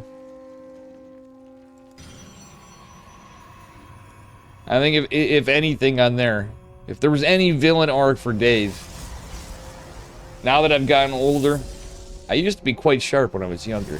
I'm not gonna lie. I'd probably be the Penguin. Let's be real here, guys. That'd be the villain for Dave. I'll accept it. I would be the Penguin. I'm all like a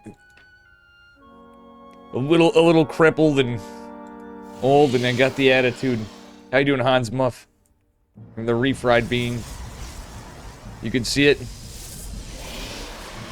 Even if you think back, the old Penguin used to smoke.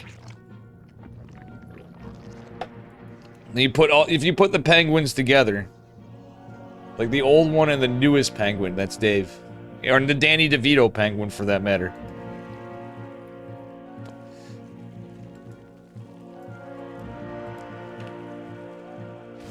But otherwise, the best representation, we're going to take a look after, because I'm not on YouTube for the moment. I'm going to have to edit the shit out of this. Who would Yeti be? I said Yeti would be Bane. If he had to be a villain, Yeti would be Bane. For sure. Bane's a big motherfucker.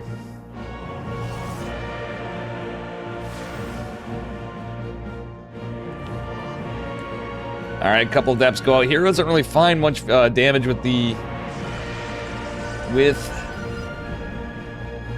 adept, which is pretty good defense from Shen. Just a adept from Hero can be devastating sometimes. Usually it's a timing with the Oracle, though, when he sends out a couple of adepts.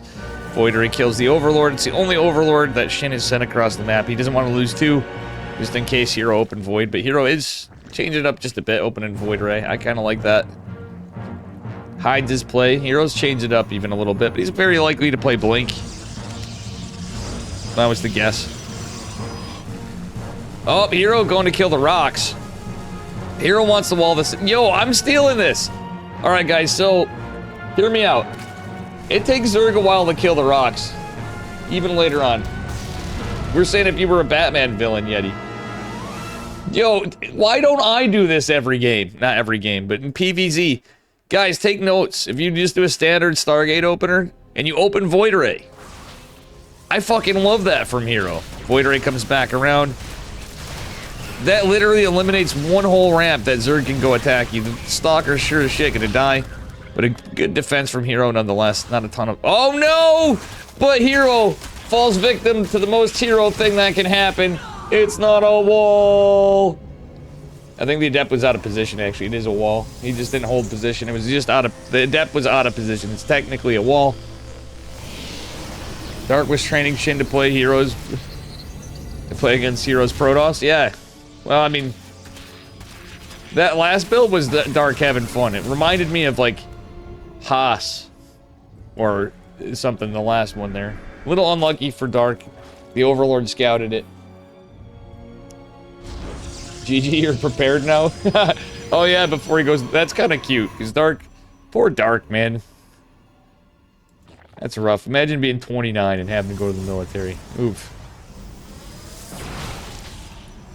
Like basically you're, like, conscripted. At that point, you're older, he's got a kid, you know. I mean, I guess it makes sense, but I'm just saying. I'm gonna miss Dark. Dark probably is one of the guys... Dark's one of the guys that still would be playing, you know what I mean? Dark's played in so many tournaments, he probably didn't have to as much. Stalkers, Adepts, and Oracle pushing out the Lings. It's the flooding away. Hero's out of position. Hero doesn't give a damn that nothing's in his wall. He's just like, whatever. And Shin, playing a very Ling-heavy style that he does, is going into Hydras. Oh, yo, that was a sick target. Did you guys see that target? That was a sick target on the Stasis Ward. Hero narrowly gets a recall off. That was a sick position. Stay home and just go to the base to work. I mean, who knows? I'm hoping it does work out for him in some form. You're right. That is a good point, Elephant Man. Shin is gotten some decent damage to Hero, I guess. He's got his 4th hatch up. It's a pretty good spot for him. He barely saved it. Hero got a lot of pressure on, but Shin's been playing this pretty well, honestly. He bled a lot of Zerglings, though. He kind of did throw away a bit too many Zerglings, but some of that was just Hero defending pretty well. But this big Hydra push is a problem. Hero just doesn't have the numbers. And as we saw earlier, this is the kind of time where Zerg can shine. Hero does have a decent amount of photon cannons, though. Alright, that was kind of smart, sending one Hydra up. Wasn't quite a Ling, but pretty high value from Shen. But let's see if Hero can hold only one Stasis Ward in the back. And getting a couple Lings in there wouldn't be exactly what Hero wants. Ling Hydra, more heavily on the Lings. Groove Spine's finishing up just now as the Muscular Augments and +1 ranged attacks finished for Shen. Hero is going to have +2 finish up here. Psionic Storm and Charge not done yet. And Hero with the Oh my god. Insta-death Stalker. He's gonna lose a pylon, the photon cannon, and battery trying to help. Stasis ward helps a little with some of the lings, I guess. Oh, he gets a couple of the Hydras too. But that's just a massive army supply from Shin. Versus Heroes, he's gonna lose the stasis ward. Charge isn't done, so Zealots are gonna be slow. He's basically hedging on Storm, and Storm's not gonna be done for quite a while, ladies and gents. Shin may have this one in the bag. And these kind of pushes is the stuff. With the Stargate opener, if you're pointing it out, like, Hero actually got a pretty quick Storm, too. Like, that wasn't, like, super late by any stretch. Or decently timed one, and you just aren't gonna have it out in time. Parting stuffed envelopes, yeah. Alright, so we got Mutas on the way, a Baneling that's foul up. An interesting, very Shin-style transition. Going into Banelings is smart. Who the hell would expect Mutas behind it when you're going against, he obviously saw the High Templar, but it's actually a good number of Mutas. Hero did manage to muster up a 4th base here, so he's not out of this. The one Muta's gonna... Oh my gosh, the one Muta's gonna reveal that. The others, I think, were just shown. And they're gonna dive into the main base of Hero. Really wanted to get these workers. Oh my god, they're all clumping up. But still, you don't want to throw away every Muta here. Picks off a Stalker or 2 here or there. These aren't like +1 Mutas, though. So he's really using them to get value. But the natural went down, so Hero's literally only on 3 bases. As Shin takes a 5th. Hero does have Storm, does have Charge. Has +2 going into +1 ground armor for Zealots. I guess technically Stalkers, too. But Hero's kind of just camping here on 3 bases that are remaining. What would be his 4th at 3 o'clock. And the rest. So my guess is, alright, Hero's going to try to make the most of this. No, he's just gathering an army together. Is he just consolidating for a push? He is. I think he's thinking, my army's strong. You go for it. He's going to go try to base race. It's a lot of Hydras and a lot of Lings, though, and Banelings could be a big problem for Hero. He does still have the Oracles. One doesn't have energy. Oracles could be big here. Storm's obviously going to be massive. Oh, no, he storms his own Oracle for a second. The Muta, because Muta's diving into the main base. Hero might... Hero! Oh, my goodness. Hero doesn't want to engage the army, I guess. He sees the Banelings and Storms. Oh, almost getting rid of all the Banelings, but they end up engaging. And ladies and gents, just like this, forget the Mutas in the main base. They're getting some work done. It is a matter of the army dying. Had he just got the Pains, he might have had a shot, maybe. Kinda, sorta. But 5 Hadsurg. Yeah. I was up to that last fight, and Shin just dominated that one. Sick timing attack from Shin. Unfortunately, Hero. He's gonna lose game number 1.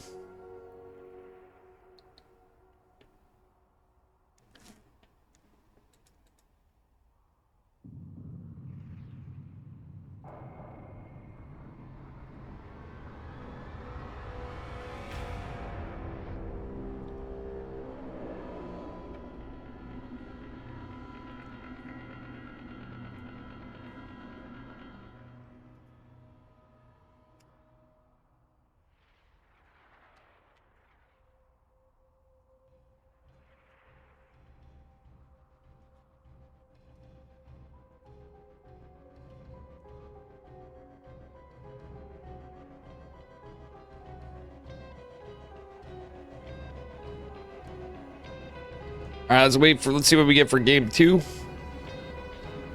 What kind of guitar is the Yellow Axe? That's a Yamaha. Oh, you haven't seen me play it? Yeah, I just got that. It's a Yamaha. Or I think I'm digging it. It's cool. I gotta mess with some amps. Shit, I did outside. Apparently they don't transfer from how I was doing it from it's the Yamaha Revstar. I'm fucking loving it. I think the coil split on it, the single coil kind of emulated single coil sound a little weak sauce, but it's pretty nice. It's sick that it still has one. They're a little like thinner than I'd like, but all in all, it plays good. Sounds pretty good. When I was playing it on like a nice orange amp, no motorcycle, Sibajan, just my guitar. Yellow guitar. Alright, we'll see what we have.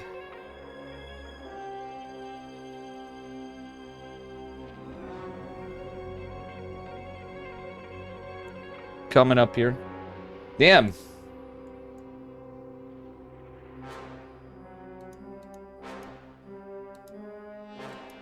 Goody stuff.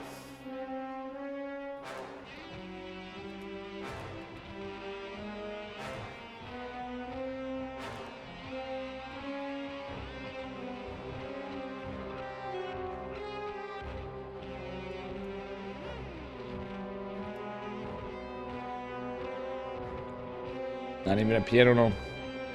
Last year left you a Rickenbacker 360. Yo, that's sick.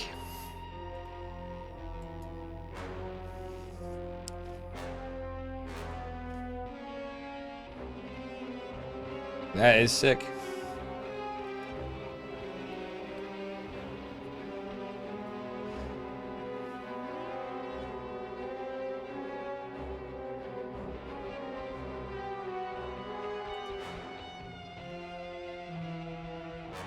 Ooh.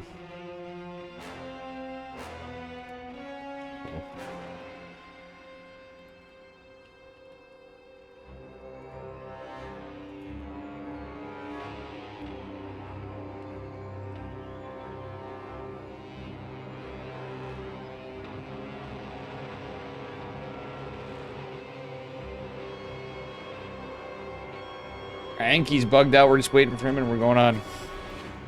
Sorry about your uncle, but that is a sick guitar to have inherited. Man, I haven't even thought about a Rickenbacker. I'm like, damn. If I had all the money, I'd get it.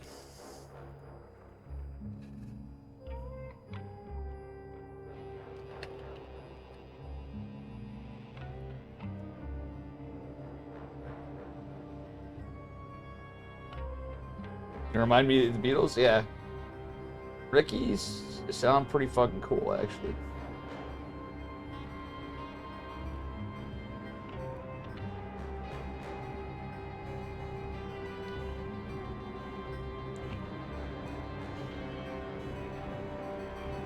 I would love a Rickenbacker, honestly.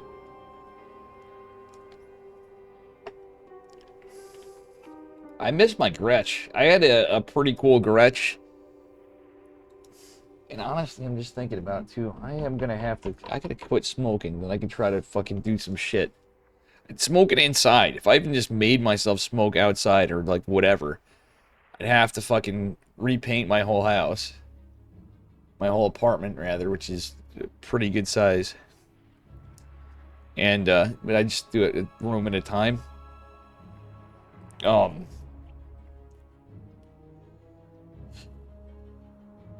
But there's a few things I'd want to do to make it so I have a little better environment for my guitars otherwise. The twangy sound of the 60s? Yeah, I mean, it's not necessarily just twangy, though. Like, Ricky's can sound... It all depends on how you're using them, too. Every instrument has their unique stuff. But I kind of was in the same boat with you, to be honest with you there.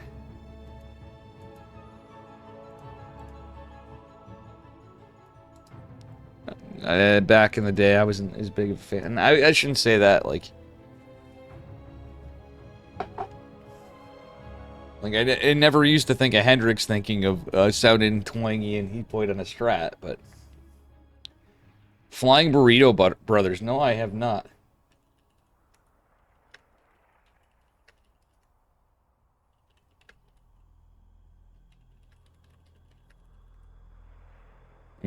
I don't know, Enki, we're waiting for him.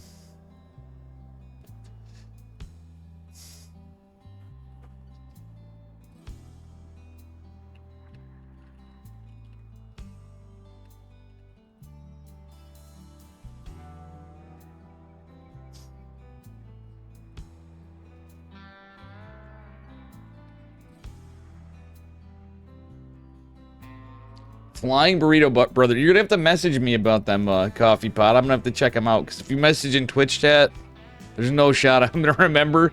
But I'm gonna have to check them out. I'm more,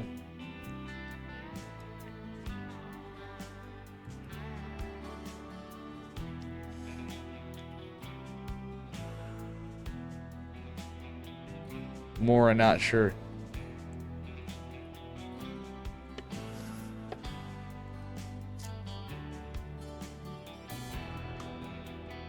Meow, meow, meow, meow. Just waiting for...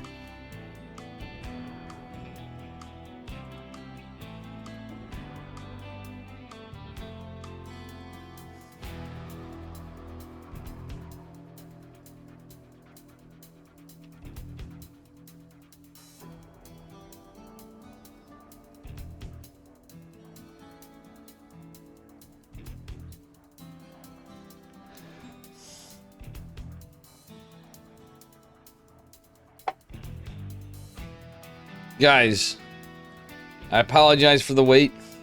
Poor Enki's trying to log in. There's bugs. He's trying to log in from...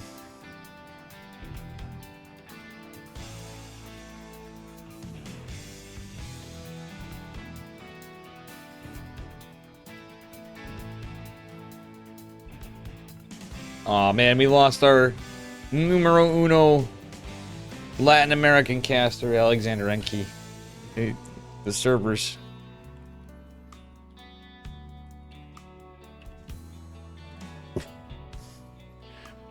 Oh, Starcraft 2 running on compact Presarios.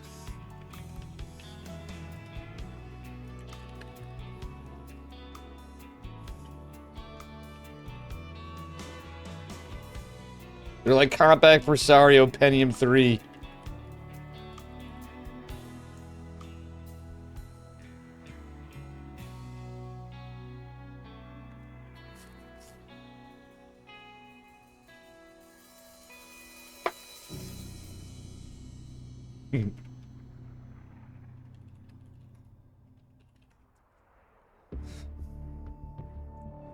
Yeah. Well, here we go. We got our game 2. It looks like Shin is up a point. Shin is cooking. He's cooking that Ling Hydra. Muta. What has Shin built? Ling Hydra Muta. Maybe he is channeling Dark a little bit, but honestly, anytime I see a weird Muta switch after something gas heavy like Hydras, that's got Shin written all over it. Alright, here we are, spawning in the best of 5 and up a point, spawning in the upper right-hand corner of Aralom in the blue. From Gaiman Gaming, it is Shin. His opponent in the bottom left from Weebu Gaming is Hero. In the red, Shin with another 15 hatch, very in the meta. You can get it stupid early now. But he's going 15 Overlord. This is like the Lambo kind of talk a bit. 15 Overlord, Shin. Wait, what? Is he proxy hatching? No, he's drone scouting. Surely he's... Oh, Shin gets denied. Because of how quick a hatch rate can go down. Shin's is free-forming it here. No. Yeah, no, he's gonna go for a hatch block for at least an annoying drone to block the Nexus. For sure. Yep, that's exactly the play. I can't really tell who drew first blood, but there's gonna be two probes from Hero is actually really smart. Losing a drone's rough. That actually kind of worked against Shin. It was cute. I'll give him that, but that worked against him a little bit. He's now a drone less and a base otherwise. You got some thicker picks. They feel good. How you doing, Goomba? Yeah, I actually prefer thicker picks myself. I'm actually 0.73 is fine. I would say, especially as you're starting, you might want to get used to playing with lower. I like 0.88s and stuff. I do use some heavier ones. I have like a 1.5. I was playing exclusively on jazz picks for a bit, but medium to medium heavy picks I think are pretty good overall. Oh, it is a proxy. Wow, proxy hatch from Shin. Anyway, we're cooking here. Dave likes them thick. I do like them thick. Interpret that how you will. All right. Are these new maps? These are TLMC finalists and semi-finalists and stuff that didn't make it to the pool. Like the Pegasaur tournament's been using them. A lot of tournaments are using some of the patches maps. So they're off standard and not just patches, other map makers. Patches has helped pushed to get other map makers maps in. So no, this is not in the ladder pool. That is correct. Not a metabolic opener, by the way. There's no metabolic boost. It's right into roaches. So this is going to be a devious little proxy hatch. It looks like it's going out before the Stargate's here. Granted, the Roachborn will not be done. Lings can come out. A Queen can be started. This could be a bit of a disaster for Hero. Hero is confirming there's no third, though, it would appear. Did Hero know and just let it go? Bruh. This is going to be a spine. It could be a spore. A spore might be extra based. Because he's going Queen, a spore, there's a Stargate right there. He knows Hero usually likes Stargate. But he's got to defend against these Adepts. Hero actually getting a couple drone kills is pretty big this early. Nice defense from Shin, but still, drones have to be pulled. It's not like it's a high drone count build by any stretch. It's only 19 workers, 18 workers. So, Hero with just 2 Adepts is really being a nuisance to Shin. Shin got a spore, like I said. Oh my gosh. The proxy spore near the shield, right next to the Stargate. This is based as fuck. Only one roach for now. Another one joins the party. There's a shield battery, another shield battery coming. The Queen is very important here. The stasis ward, oh, does it go down? Is going to be just barely destroyed. The Ling's trying to F2 in and jump up the cliff, but unfortunately, those Lings didn't get the memo. This is not the campaign. They're not like those Banelings that can jump. And the spine might finish. Oh, it's another spore. Uh-oh. Wait, that full surround of the probes and the Adepts. Hero's holding this somehow, but he's running out of steam. He had to use... Oh, he didn't have to use energy recharge, so when that comes up, it should be fine. Probes killing spores. Yo, I never thought I'd see this engagement in a KSL. What the actual fuck? Hero only lost 4 workers. Protoss OP or Hero that good? GG. Hero's earlier attack on the drones, I think, got this. That was probably the coolest. This series is goated. So we had a steamroll, a lot of little cheesy stuff. But this is fucking great. Yo. I think Pig would really like this. Welcome to Korean Starcraft, folks. Fuck yeah. Dude, I don't think I've seen that on a ladder. I kind of wish there was a spine crawler there. If that was a spine crawler, the second one, that would have been good, but it was smart to get the spore in a way. But Hero with the power of micro held, and also it was the fact that he got so much work done with those 2 Adepts, but that game, still, probably one of the cooler games we've seen in a minute, in my opinion. As quick as it was.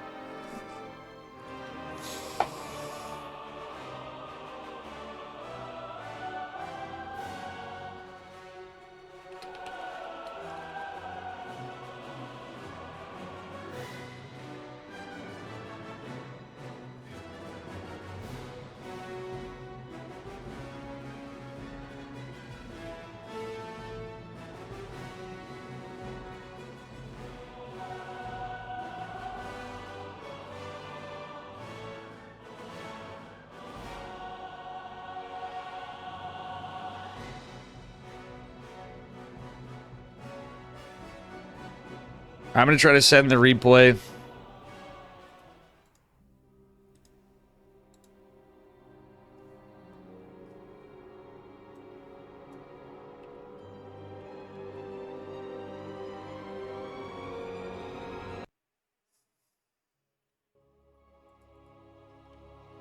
I can screen share.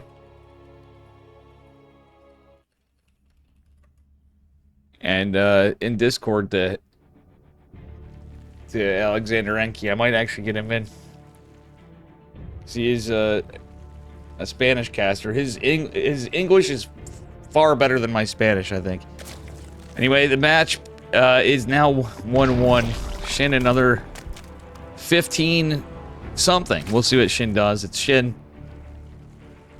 Hero on the bottom right, or bottom left rather. My brain is not thinking right after that game. Another, okay. Hero's just going for pylon scout and hatch block. It's going to be the case. Shin, what's the play here? He's going for triangle third.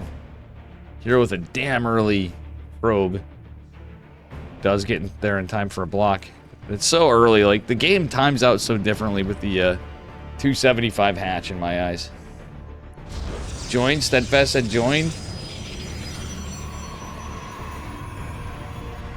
Was I that long? I wasn't that long.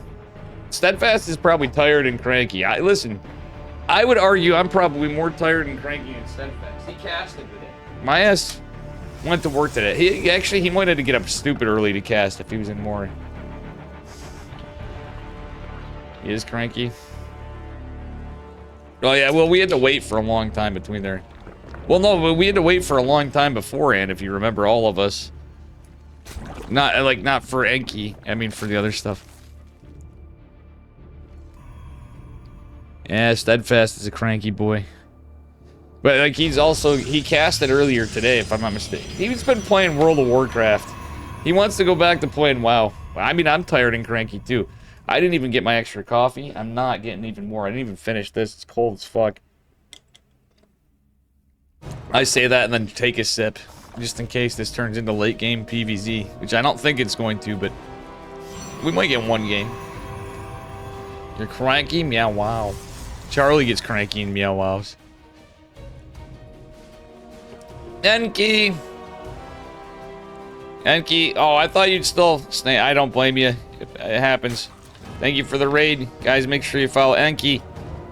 He's a Regent Latin American caster, a tournament organizer, a great streamer, and a good guy. No, it's alright. Steadfast was mad at me. Everybody was mad at me. Just blame it on me, Enki. You got nothing to worry about. I'm sorry. I'm sad for you that you can't. I will send you the replays ASAP. I mean, I know you've been covered a lot too. You covered a different side. Thank you for all your help. And thank you, Pilly, for the raid. And guys, again, please follow Enki. He's a great caster. He helps. And follow Pilly as well.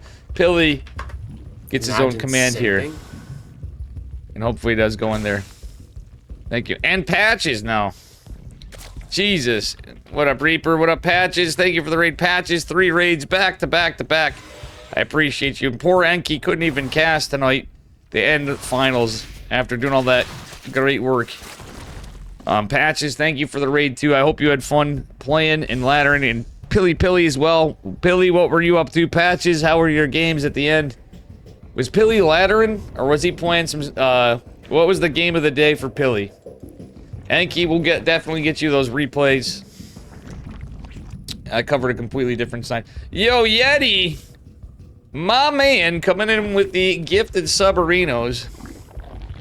Thank you, Yeti. I didn't see how many there. 5 gifted subs. Wow.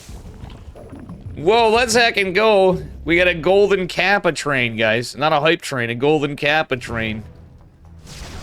Probably because we had a couple subarinos earlier today.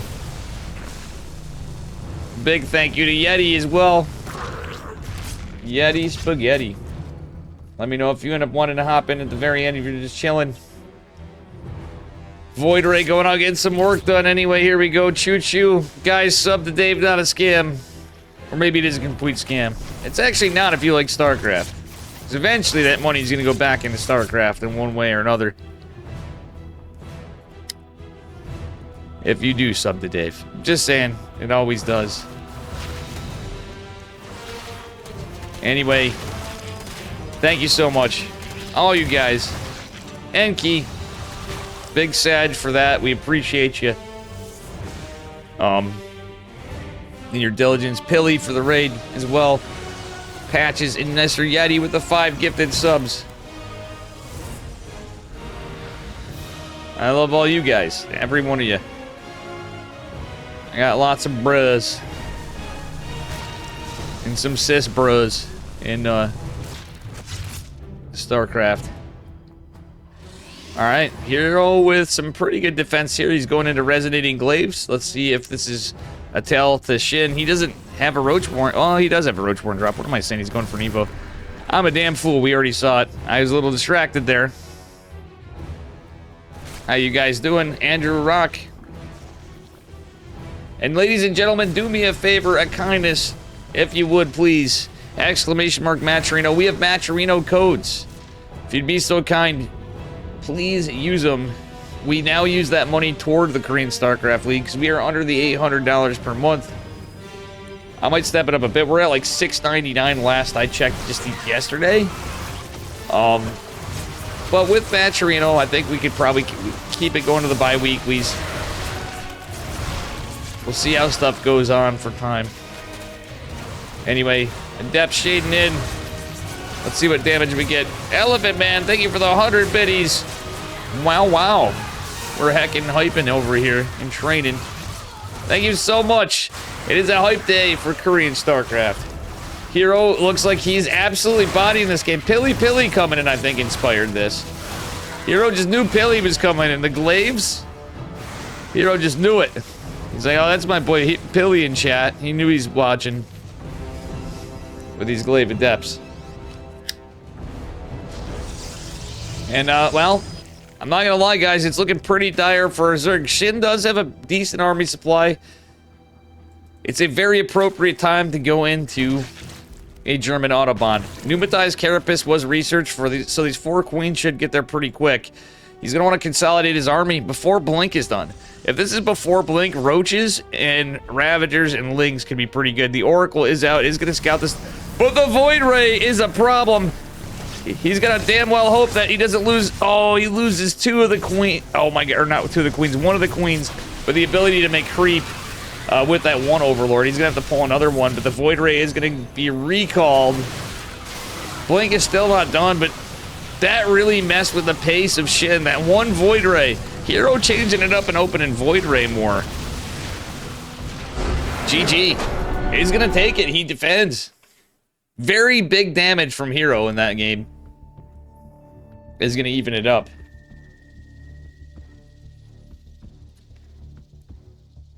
How y'all doing? GG. Mute. Hey, Mute. What's up, buddy? Brother Mute in the house, too.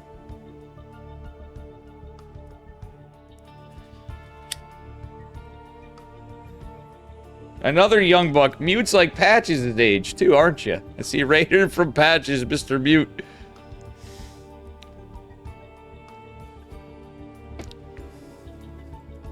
Doing good, buddy. How are you? My man Mute.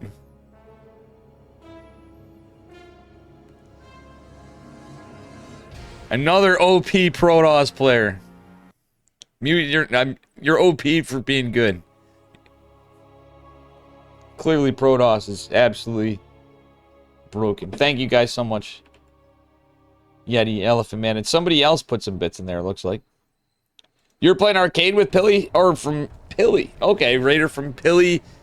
You were all over the place. You ended up there. You all went together. That's sick, man. Hope you guys had you had fun. Pilly arcade days are a special thing. I enjoy playing when Pilly does go in. Mute, thank you for the gifted sub. Mute, you're too good to me.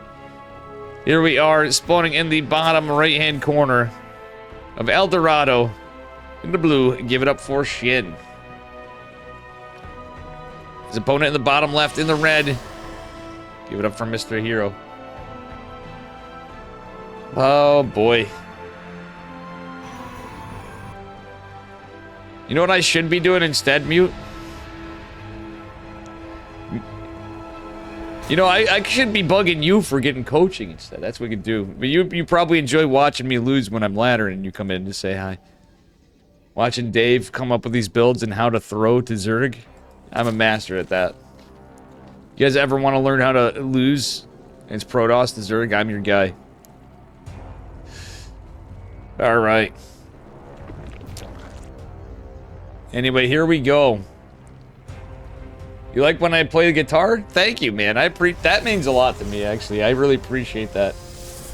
I hope I can catch you playing and streaming more. I know you're like, I stream earlier, da-da-da. We'll catch Mr. Mew. I'll enjoy how you play Protoss.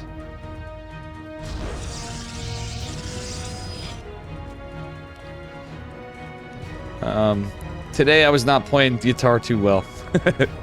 I will say that. It's not my an on-point day. Anyway, here we are, guys, as we get into it. Looks to be pretty standard for both of them. More or less from Shin. Shin standard. He's probably cooking something. We'll see. With Hero, we don't know. He's just gonna go, he's going full Hero. Thanks for the follow. Kobe Beef.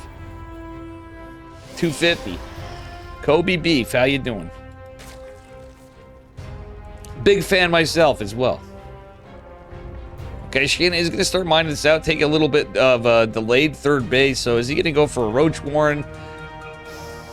Is he just going to go? He's probably just going to go Metabolic. Hero actually opened him with a Twilight. He wants to end this. Let's see if Shin... This one could be a spicy one. All right, Shin is going for the Scout. It is an Adept opener for Hero. Hero's mined this out. So Hero is already well aware of what's going on. He used the probe. He scouted this out. Good scouting from Hero, or good anticipation, if not. So, that being mined out is the most efficient way to access your opponent's third base if you're on the left, or vice versa if you were on the right side going to the left, and your opponent expands down here.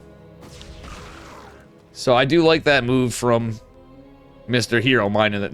That's big. And you do have, of course, a little bit of vision blocking there on the mineral patches. It's not like if you're like right in the center, you can just tell that they mined it out. You actually have to actively look with your Lings or Marines or a Reaper or Adept or whatever the hell you got going out there. Worker. Hero's gonna full wall. Is this gonna be a 2-bit? Oh my god. Ladies and gentlemen, we have some Dave Testas coming out on the map very soon. Coming to a theater near you. Starring that one Zerg from Korea who always comes up with based as fuck builds. And the final boss. This guy's always smiling, even when he's not. What up, Probe Scout? Hell yeah. DT drop in 2025 with all the oracles and all the baseness of Protoss and Storms. Gotta respect the invisible men, Probe Scout. That's what's up. You know it. Wow, oh wow! Wow, this is so told. Hero doesn't give a fuck. In Hero fashion, the DTs are literally scouted. Hero gives no fucks. The Lings could surround and block the Spore is the smart play. Hero! Alright, he's just gonna get whatever damage he could. He might get a Queen. But he's getting ballsy. He is Hero. Nobody's surprised. Will he still get it with the Spore nerf? Actually, he does get it. Oh my god, Hero! Getting some massive damage. A couple Queens. The Ling count is just going to be dwindling a bit at a time. Spore on the high ground is 200 IQ from Shin. Hero is going to have to be careful. Hero microing his ass off with this. Shin does have a Spore in the main base and a lot of Lings. But that be that. Oh no, Hero does lose a DT. Let's look at the trades as we go on 2 DTs for 21 Lings, an Overlord and 2 Queens. Yeah, it's a lot of gas, but I'd say that was definitely worth it. He didn't get a hatchery, but the 2 Queens and all those Links adds up. Hero does not give a shit. He just goes for it. And that's why we love him. That's why we love him.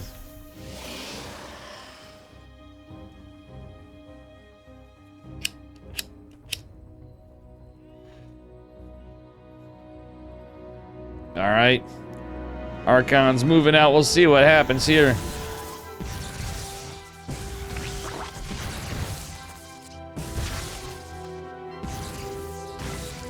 And decent creep cleanup as we go into it. I would love to see that Observer come. He could have cleaned up this other creep tumor, but Hero is going to start taking some hull damage on the War Prism. As the Ling run bys over here. Oh my, what are these force fields? Almost good, but almost only counts in horseshoes and hand grenades. Shin will get a decent Ling run by here. If Hero has a warp in, he can warp in if he has the, well, if he has the money for it. He does. Could have warped in a DT and a depth's alright. Shin is gonna... Wow, Hero with the decent probe pulls. God, the micro.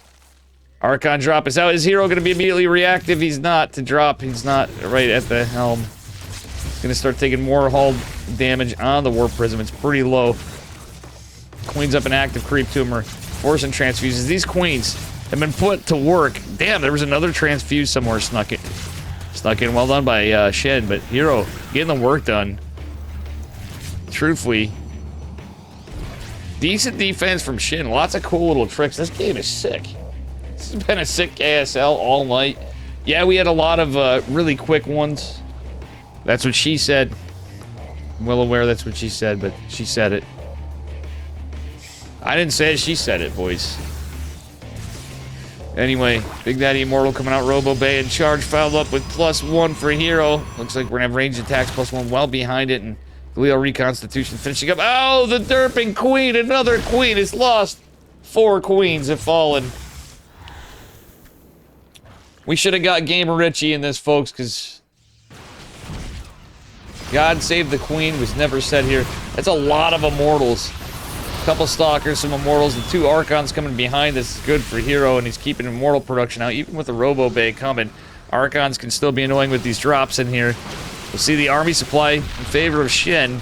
The hero has the +1 advantage for the moment. The +1 ranged attacks coming for Shin behind it all. See what happens. Very aggressive, kind of sloppy blink forward from hero, but I mean, he's in a pretty good spot. The Zerg army supply may be higher, but that army's the upgrade advantage plus the components in the army I feel are a little bit better for hero. With 4 immortals, 2 archons, a couple sentries, and all these stalkers. It's kind of nice. He even has charge. Colossi coming behind it. Oof, this is going to be a rough, tough, and uphill battle for Shen. If Shen can hold, hero is pretty much on 3 bases. He is probing up. We'll see what happens. Thanks for the follow, X-Pooch. My dear lord. We are gaming, ladies and gents. The Lings stuck behind the Queens and the Ravagers. Hero ahead in army supply. GG is called. He is going to take it all as the winner. The grand finals of the 68th Korean Starcraft League. Ladies and gentlemen, be like X-Pooch0x. Smash that follow button. Do me a favor and follow everybody that rated. If you want to be extra cool. Patches, Pilly, Alexander, Enki, Alexander. As it is, thank you again.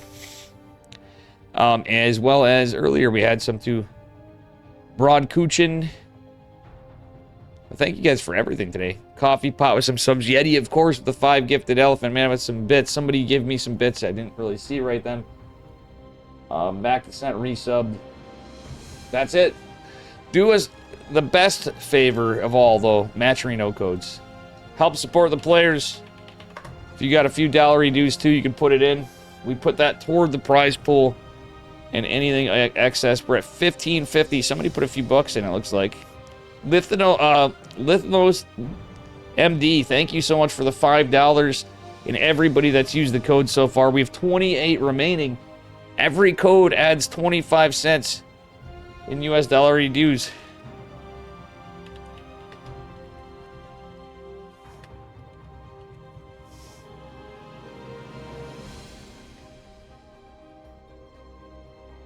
All right. That being said, it's a good time to end it. Also, that was it. We done.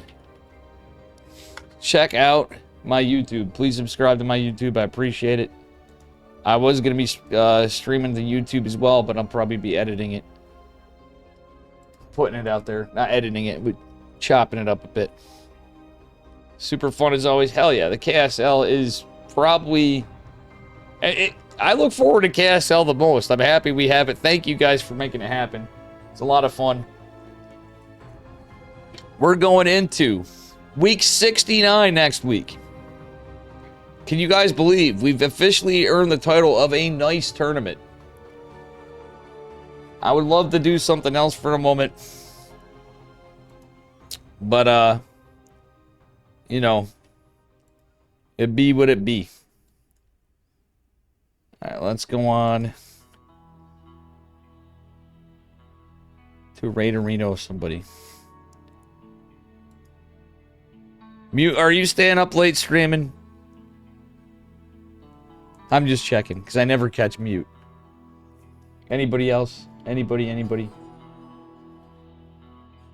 I'm also joking, because I know it's late. Just looking for somebody to raid. That I haven't in a bit.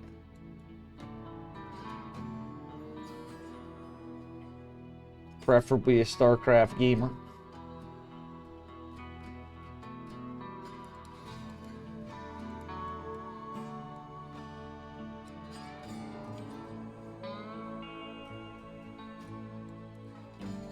Let's go to High Pimplar.